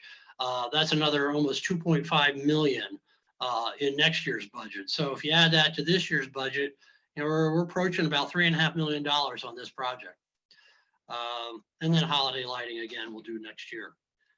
So those are our line items. Just kind of going over some of the outstanding issues. Again, we need to obtain easements for the art pedestals, which we got one for this year. And actually we'll have one for next year too, because when we worked with the Holiday Inn Express to help with their financing, they agreed to provide us a location to put one of the art pedestals in. So we have that one secured for next year. And then we're going to we have to identify some redevelopment opportunities. We're looking for places to participate with property acquisition. We need to define the streetscape project in 2021, locate the Pike Ride station, work on Becker's Lane and get that completed, and then develop, one of our concerns is developing a long-term maintenance plan for the Manitou Avenue corridor, because you know, there's ongoing maintenance and programming and that type of thing, which would be ideal. So possibly some kind of a management organization like a BID would be ideal. And finally, summary. Again, as I mentioned earlier, the city, of course, retained the sales tax revenue in 2020. So we were able to continue working on our current projects, but we really didn't start any new ones in 2020. And then we're hoping with the next year's budget, 2021 budget, that we can actually resume those activities. And, you know, as we mentioned, you know, board chair sent a memo, council, I believe you have that, requesting that possibly we could get some of our money from 2020 to probably help with those categories that I showed had to be reduced pretty drastically. So as council's aware, I think we're asking for about half of whatever the sales tax revenue that was received this year in the corridor, if that's acceptable. Any questions? I have a question. Hey, Judy. So can you explain a little bit? I know we don't have lots of time, but you said something about having provided financial assistance to the Holiday Inn. Did I get that right? Yes. Can you explain what did you do?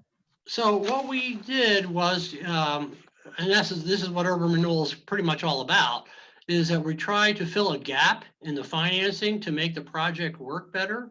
and some of the extraordinary costs that a project encounters beyond normal development costs, if they're infrastructure related, the Urban Renewal Authority can, and in fact, in this case, we did help agree to dedicate some of the tax increments that the Holiday Inn will actually generate. So the Holiday Inn will have sales tax revenue off of room sales, room rental, that type of thing. And so we agreed to put some of that money back into the project to make it viable. So does that mean that the URA determined or decided that it would be good to have another new hotel in town? Is that sort of is that a fair assumption since you decided to do that? Well, we don't make that determination. That has to go through, of course, city planning, and city council has to approve it. So that all occurred, beforehand. And then they came to us and asked if we could help with some of their extraordinary expenses, like the retaining wall they have to build along the creek. The elevator shaft in the building has to be waterproofed because it's down by the floodplain. Some of the landscaping issues. So those are the kind of things that we will fund.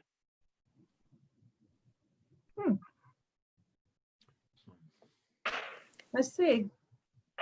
Thank you. I'm sorry. Thank you, Councilor Wolf. Mayor Pro Tem?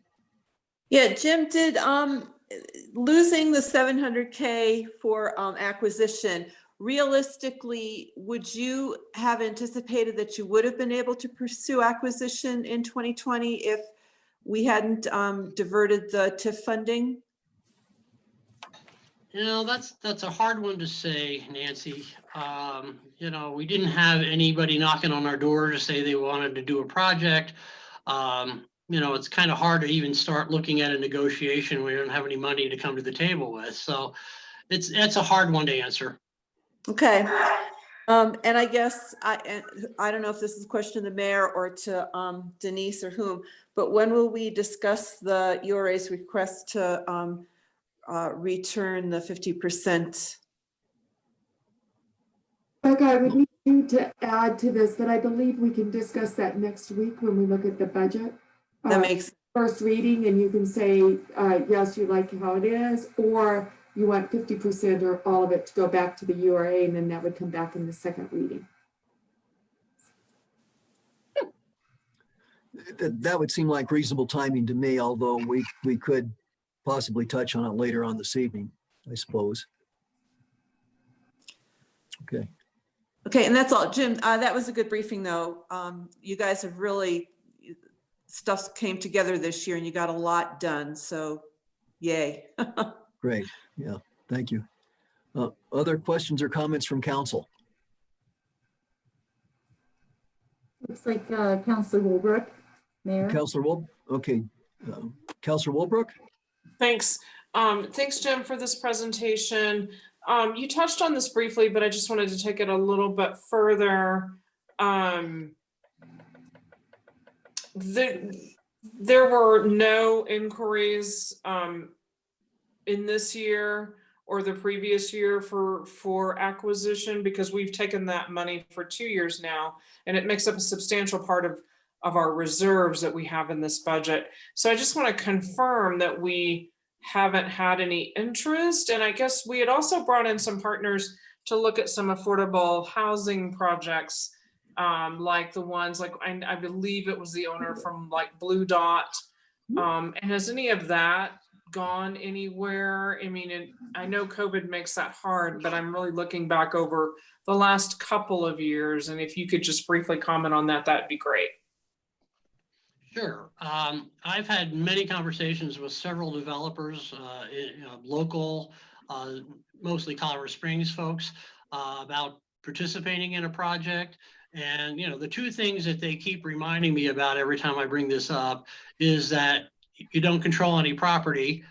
So if you could build up a reserve, an amount of money, then we could come up with a project that maybe you guys could be, contributes funding to buy property, and then be a partner in the project. That would be fantastic.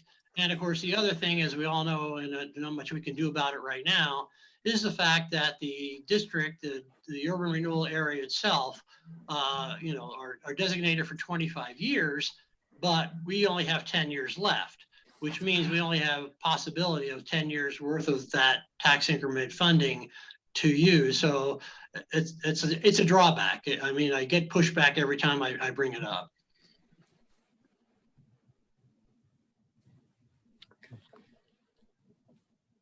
Thank you. Other questions, council? Can I just ask him to clarify that last remark? Are you getting pushback from the board or just the city, or can you clarify where that pushback's coming from? Oh, I'm sorry. I didn't mean that. No, I meant that if I meet with potential developers, that, you know, if they say that you don't have only 10 years worth of funding to participate in infrastructure costs, then that's kind of a drawback. Thank you for that clarification. Thank you.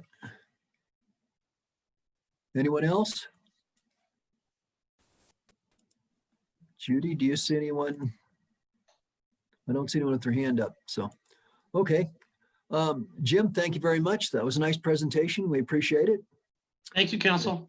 And we'll move on to the next presentation is the Chamber of Commerce. And of course, we'll have Leslie Lewis for that. So Judy, if you can bring Leslie over.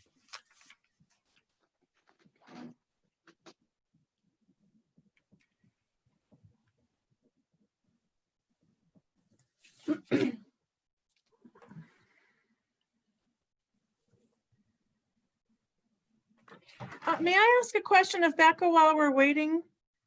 Sure, go ahead, Julie. Hey, Becca. So I don't know if I got this right. So there's 30,000 allocated for holiday lighting in the URA budget for 2020, correct? Yes. And then there's an additional 25 grand coming up here on the chamber, correct? Yes. So is that typical? We usually spend that much money on holiday lighting? Right, and the city usually also participates in providing money for the holiday lighting. It's very expensive. So it's more than the 55K. Yes. Thank you.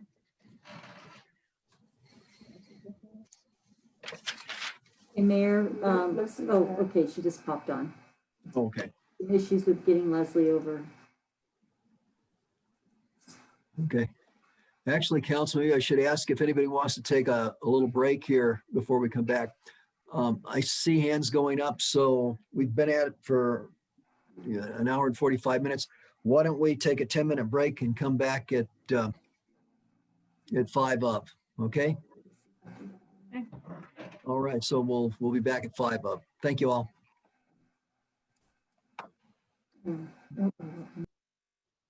Hi, Judy.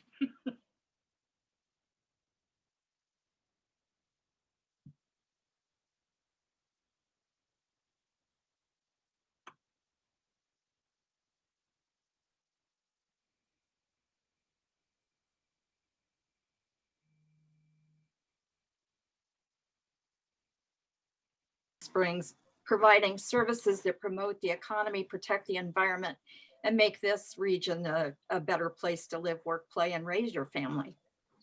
So in 2020, one thing I will say about Manitou is anytime we face adversity, we all come together much stronger. And this year, more than ever before, relationships between the chamber, the city, the creative district became even stronger to work as a team to deal with what we were seeing because of the coronavirus and what that was doing to our economy. So while our plans for 2020 were set early on, what we realized was we needed to make adjustments, and our focus truly became to support the business community and to provide what they needed to try and keep everybody strong.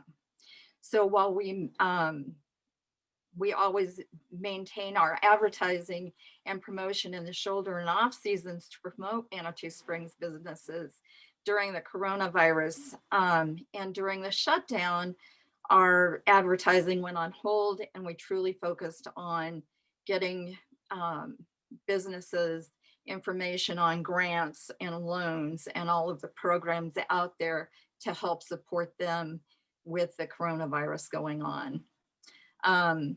We continue to maintain our website and improve it. And during that shutdown, we were making sure that we were providing up-to-date information on all of the businesses on that site.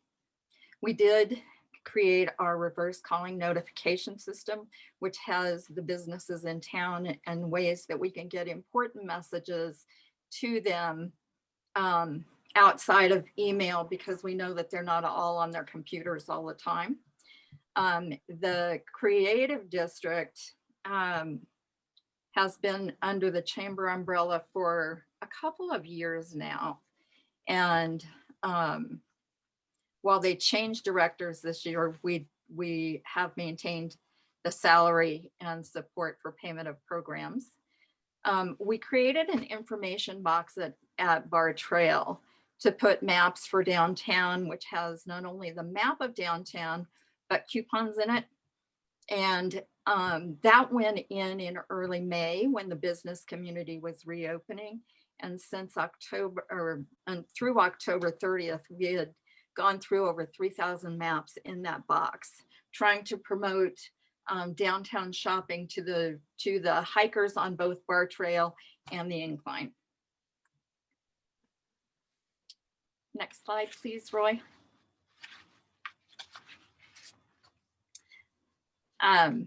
Working with the Manitou businesses to find the resources. Not only was the Manitou Springs reopening grant that you funded given to the business community, but information was provided on the El Paso County Survive and Thrive loans, the PPP loans and grants, the EIDL programs, Colorado Energize Gap funds, and Pikes Peak Enterprise grants, and El Paso County business relief grants. And we continue to send out information to the business community as new information becomes available. One of the goals that we had set this year was to incorporate the pedestal map actually and mural map in our downtown map, which we did not get accomplished, but we'll move that to a 2021 goal. And then we are going to reduce our holiday lighting program, but we are still working with the city to provide the lights in the downtown district, just at a reduced level from where it's been in previous years. The lights went up on the crosswalk trees this morning, actually.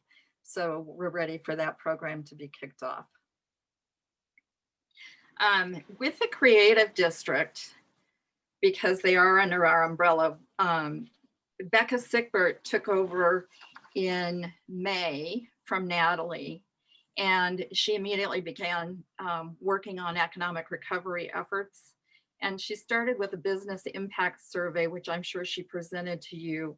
And then she did a resident impact survey to assess the concerns as businesses were beginning to reopen.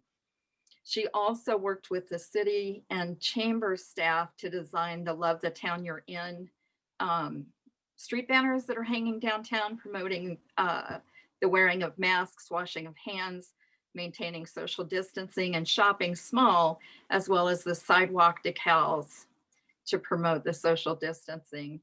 And then she engaged the community to create the Hula Hoop Arts Project to create barriers that can be used for outdoor seating areas or used by businesses to create barriers if they want to do sidewalk sales and create a little buffer zone and attract attention at the same time. We also worked to receive a grant from El Paso County for creating ManitouMade.com, which is designed as a learning community for the merchants and makers in town. It'll also be a multi-vendor marketplace that will launch in the next 2 weeks before Black Friday. We'll have that site up and running. So what we're trying to do is, we know how many people are shopping on Amazon these days. We are hoping to get them to shop ManitouMade.com instead. And we'll be promoting not only Manitou products that are made locally, but also Manitou experiences that can only be made here. And then the Creative District also led the process to create the Creative Circuit, which is Manitou Springs, Colorado, downtown Colorado Springs, and OCC. And they were successful in creating a mobile mural project, the Solidarity Project, and that highlights the voices and visions of the Black artists in the region. So moving forward into 2021, and of course, not really knowing what we're going to be looking at with COVID, some of this may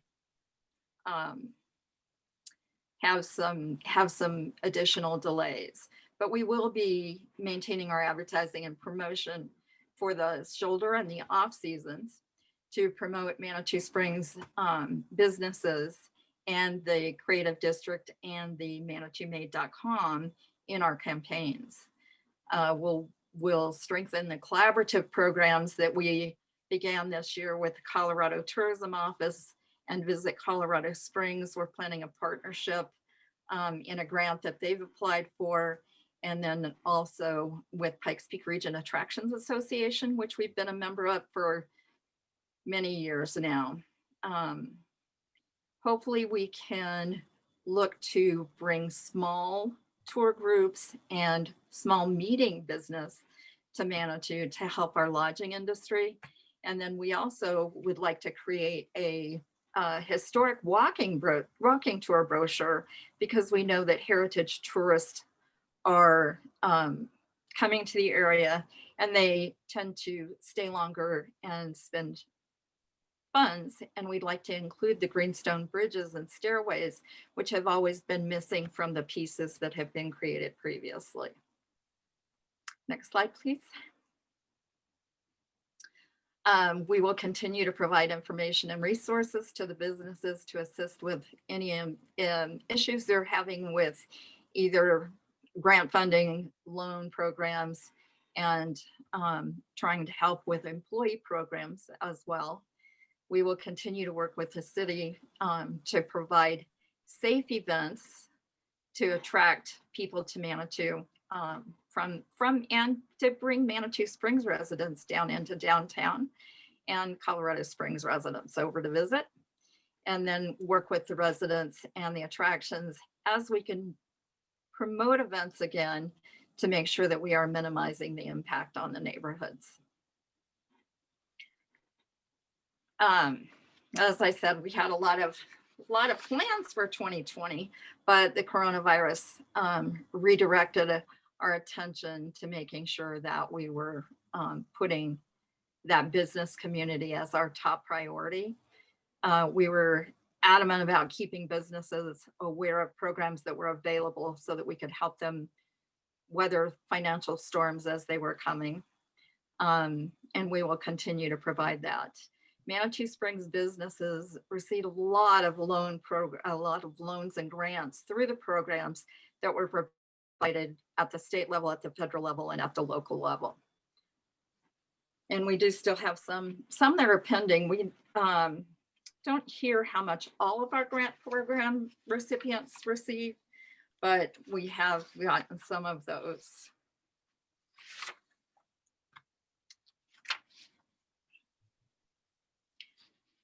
Next slide, please, Roy.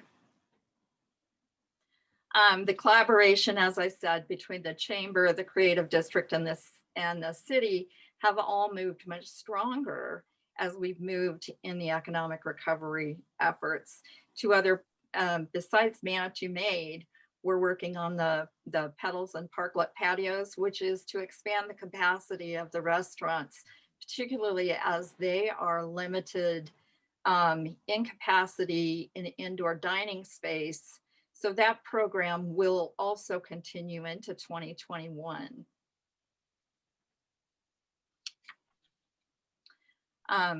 We want to make sure that Manitou stays economically strong. And so working with the business community, working with the different partners in the region to promote Manitou Springs, we are hoping to do just that. One of the programs that we worked on with the city, of course, was the mask program. And during the shutdown, 2 of our staff members actually worked on creating the cloth masks while they were working remotely.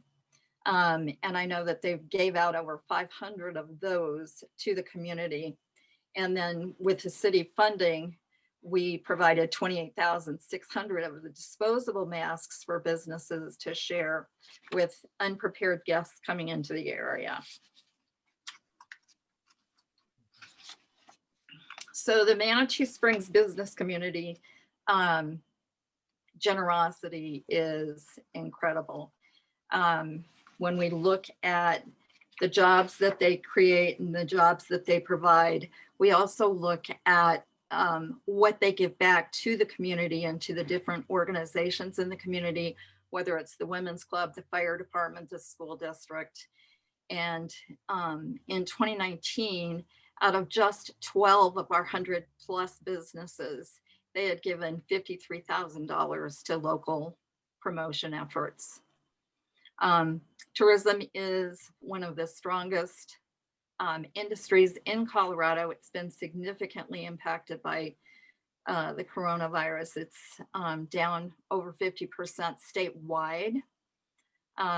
So everybody is pulling together and hoping that 2021 is a much better year for travel from our neighboring states, because with the money that's generated through tourism, we save funds for every household in the state.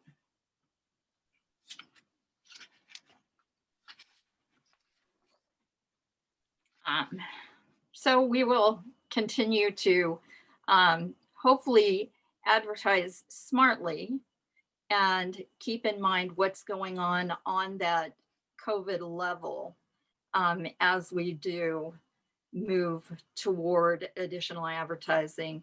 We're working on the holiday season right now, but then we will, looking toward 2021, we are hoping to be able to do some strategic advertising using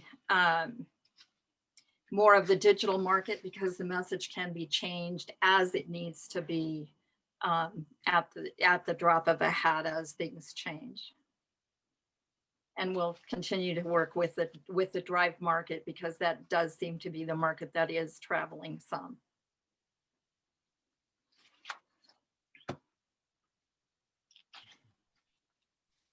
This is just while our numbers in the visitor center were down, we are seeing an increase in numbers using our website and following us on social media.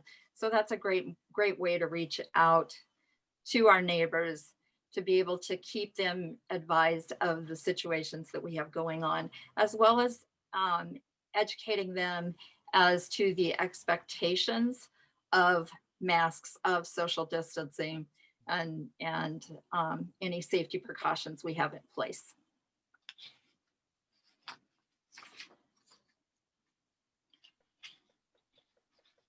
So I think I've kind of covered, the chamber is open 7 days a week, except for during the shutdown, obviously. We do close 3 days a year, Christmas, New Year, or Christmas, New Year's, and Thanksgiving Day. Other than that, we are here not only to help the residents, the businesses, and the visitors as they're looking for information.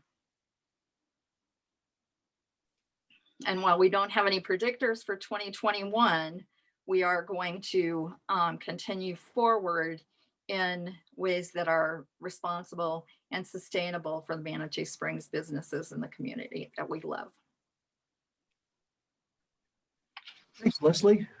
Nice briefing. Thank you. Now's a good time to entertain questions. Council, do you have questions for Leslie?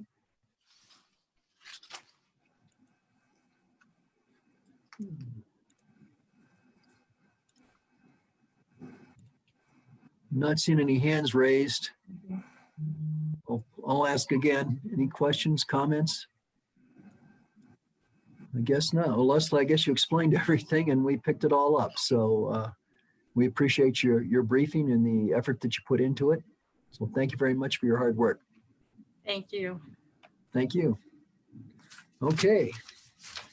Moving on, we have one more presentation that will be from the Rocky Mountain Field Institute with Jennifer Peterson presenting. So Judy, if you could bring Jennifer over.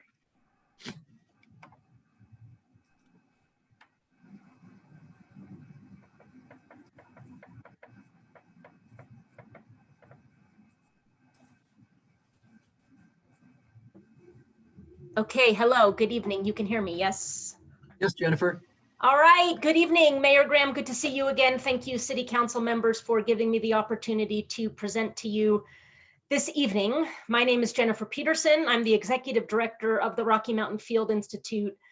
I do see many familiar faces, but also some new faces. I know council members shift in and out. So just a brief history about Rocky Mountain Field Institute. We are a 40-year-old nonprofit environmental stewardship organization based in Colorado Springs. And I have to preface by saying, in a normal year, we typically work with a few thousand community volunteers. We oversee Youth Conservation Corps crew members. We also employ our own dedicated trail crew to complete all kinds of stewardship work in public parks and open spaces, public lands here in Southern Colorado. One of those project locations is Bar Trail, and that is what I am here to present to you about this evening. I realize you've had a long evening. We've been on for over 2 hours, so I will not go through the specific goals and sections of the plans in which general support for natural resource stewardship, trail improvement, ecosystem enhancement, those types of objectives are detailed, many of which have been mentioned tonight, specifically the Manitou Post Plan. Our proposed budget is $40,000, and what this will support is a dedicated RMFI stewardship crew comprised of about 5 to 7 professional trail crew staff who will spend about 20 days of work completing trail and restoration projects, typically on the lower 3 miles of Bar Trail. And I'll get to sort of our specific objectives here in a couple of slides, as well as the history as how we've been involved in council and funding we've received throughout the last several years. We're requesting $20,000 this evening to be considered for your 2021 budget. I want to be clear, we are bringing $20,000 to the table that we have secured from various sources. And I also want to make clear that RMFI, in partnership with U.S. Forest Service, for example, LART is Lodgers Automobile and Rental Tax through the city of Colorado Springs, pursuing additional funding opportunities to support stewardship objectives on Bar Trail, which, as we know, is one of the most popular trails to the top of Pikes Peak, America's mountain. What we know now with regard to LART through the city of Colorado Springs, we have been successful over the past several years of getting $20,000 from LART to support this specific project. With the impacts from COVID-19, as you know, LART has essentially suspended their grant programs for 2021. Should the economy return to a point where they can start granting out some of those lodgers and automobile rental tax dollars, they will do so. As of this morning, their website said that everything had been put on hold. Great American Outdoors Act is the law that Trump recently passed, basically to support a lot of maintenance backlog with on public lands managed by our federal land management agencies, including the U.S. Forest Service. So just to know, we're working behind the scenes to get some additional support here for the Bar Trail. Next slide, please. Some additional history. RMFI, in partnership with groups like Friends of the Peak, we've been the primary steward of Bar Trail since 2013. Official funds came our way. At that time, Mayor Mark Snyder was the mayor of Manitou Springs, and $40,000 from the Bar Trail parking lot, the revenue received through the Bar Trail parking lot, was earmarked to support RMFI stewardship work on Bar Trail per Manitou Post and the IGA with the cities to manage the incline corridor. That funding was reduced to $35,000 in 2017, a little over $16,000 in 2018, zero in 2019, and then that came back to $20,000 in 2020. So we're here tonight to ask to match that for 2021, recognizing we're bringing half to the table. In those years when funding was reduced, RMFI and again, we were successful in finding other additional funding sources as the needs on Bar Trail continue to grow, as use of the Bar Trail continue to increase. A lot of folks look to us to fill the gap. Fortunately, working with partners, Incline Friends stepped up in a big way in a couple of those gap years, and REI is another example. So we've done our best to bridge that gap to try to get to that 40,000 level, just so to make sure we're keeping up with maintenance objectives on that highly popular trail. So what we generally do is focus on those lower 3 miles, and that's strategic because that lower 3 miles, as you know, gets inundated with users from the incline going up and then descending back to the trailhead in Manitou Springs. Typically what the work that we do, and I've got pictures on the last slide here, is we're really trying to increase sustainability and durability of not only the trail tread itself, but because of the highly erosive Pikes Peak granitic soils surrounding that trail corridor, we get a lot of erosion and gullies that is happening that potentially impact that trail corridor in trail tread directly. So we're trying to stabilize those areas as well, restoring the side channels and gullies, harden the surface of the trail to minimize downcutting and channelization of water. Something we have tried, and in that first bullet up above, you see this mention of the user survey, which we did a few years ago, but that data is still helpful to today. So we know Bar Trail is popular with trail runners, particularly the Bar Trail Mountain Race, Pikes Peak Ascent and Marathon folks. Ron Ilgen is a really good partner of ours. And we heard through that user survey that trail runners do not like to be impeded in their progress, their gait running up the trail, training for different events and whatnot. So we pioneered truly this subsurface stabilization structure. Basically, think of steps that you would see above ground, but we've constructed those below ground to achieve the same goal of increasing the durability and sustainability of that tread surface without having any above surface impedance, if you will, barrier to any trail runners or other hikers who might not like steps as much. And next slide, please. I know I'm rushing through this, and some of the text boxes got a little bit crunched, but I wanted to make sure as we speak this week, in fact, we are wrapping up our 3rd week of work on Bar Trail. And so what you see is some before and after photos of the work completed this year.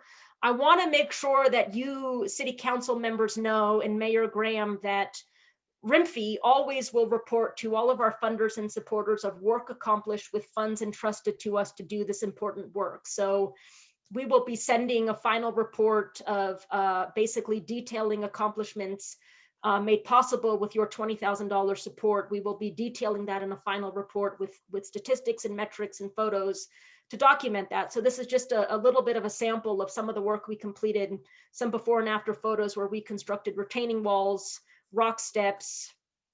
And then just on the right side are 2 photos, not before and after, but the left side, these are just examples of common resource damage issues that we deal with in any given field season. So you can see that deep channel, that gully forming. If that goes unattended, boy, you've got massive issues, and that potentially basically obliterates the trail surface if it gets bad enough. And then you're looking at major repairs. So we try to address these things when they come to avoid any significant overhauls or cost in repairing these things. I hope you can see, but we've got a lot of fencing, and we've done that to delineate the trail corridor. Bar Trail is notorious for the switchback cutters, the people that want to get back to town as quickly as possible, and will take any and all paths, despite the signage and the fencing, to get there as quickly as possible, even though it's not as quick as it would be staying on the trail. So what you can see is, my guess is one of those timbers was failing. People slid under that to get to the next lower section of trail. And again, that slowly just starts to eat away the trail surface. So we will go in there, reconstruct that critical edge, put in a rock retaining wall just to make sure that it's secure and stable and doesn't continue to erode. So just to give you some visual examples, a lot of the work that we do is visual in nature. So that's it. you've had a long night. I didn't want to keep you more than I had to. I will take any and all questions that any of you might have at this time. Thank you, Jennifer. Councilman Bremner? Yeah, I just like to thank Jennifer for the work that they've done on that lower 3 miles of the Bar Trail. And particularly, it's difficult because the grade is not optimal, and the trail is what it is. It's a little bit steeper than what we normally would like to have for a trail. 3% grade is standard for trails construction. We have some that's greater than that in that lower 3 miles. So it's difficult to maintain it. And so that method she talked about, without building steps, but building like underneath the surface, is really good and commendable. I'd like to point out, she mentioned Friends of the Peak earlier on, and that's the organization. I'm actually president of Friends of the Peak, and we do a lot of trail work. But this year, we canceled our whole schedule because of COVID. So next year we hope to get back into it. And what we've done, we work on those posts and rails, as you can see in that slide with the circle in the bottom right. The posts and rails, we've been, every year we maintain and replace those posts and rails. And in the past, we've received some funding from Manitou Springs for those posts and rails. So you, and actually going back maybe 5 years ago, we used to receive equal amount of funds from the Bar Trail parking lot as Renfrew received. We don't need as much money because we're all volunteers. But it is helpful to receive some funds for the post and rails. We've received that in the past, although in the last few years, we've just taken it out of our own funds. And I'd also like to mention that on that Intamin Trail reroute that they talked about earlier, Mike Mayo talked about that with the OSAC. We, Friends of the Peak, contributed $1,200 for materials on that as well, to Shanti told. Just, I wanted to point that out. That's all. Thank you, Mr. Bremner. Do we have other comments from council or questions?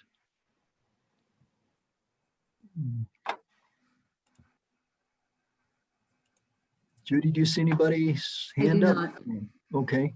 I just realized I could start my video. So here, I guess it's better late than never to see what I actually look like. Anyway. Oh, okay. Good to see all of you, and I appreciate your support, and I'm always here if you have questions.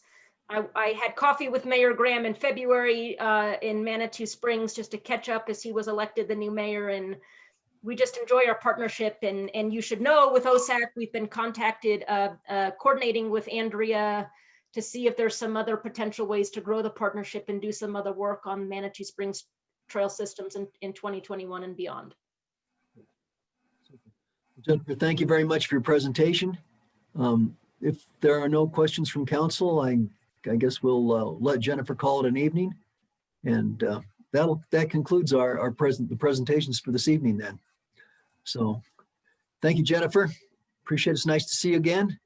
I hope you're feeling better. Last time I saw you, you were injured. So, okay, great. Council, before we move on, I guess this would be a good time if anyone has any comments in general to make about the presentations or any of these organizations. This would be this is a good opportunity. Mayor Pro Tem? Yeah, at the risk of being redundant, I love the budget presentation and I love the boards and commissions and RMFI and chamber presentation, because it shows what the tremendous breadth and depth of what is going on in the city. And then the boards and commissions in particular just shows the tremendous skill sets we have in the city of people who are putting in their own time to do just phenomenal work for the city as volunteers. So just probably none of them are still on, but kudos to all of them for all the work that they've done for our city, despite all their Zoom meetings and challenges of COVID. So thanks. Okay, thank you. Anything else? If not, let's move on. The next item of business is pretty much a standard to receive or act on council correspondence. So would anyone like to start off?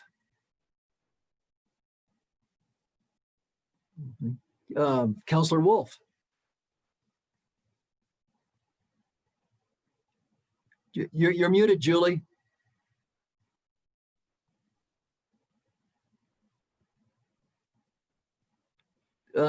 Here we go. There we go. Sorry about Yeah, that. you- Oh, we can hear you. I just got some, can you hear me now? Yes. Oh, good. Somebody just asked me what's happening with the demolition of the house on Pawnee. And at the time I indicated, I don't know, but then we've since gotten an email explaining that there's a delay due to the asbestos and stuff. But that's the only communication I had. Thanks. Okay. All right. Thank you, Counselor. Anyone else? Counselor Walbrook? Thank you.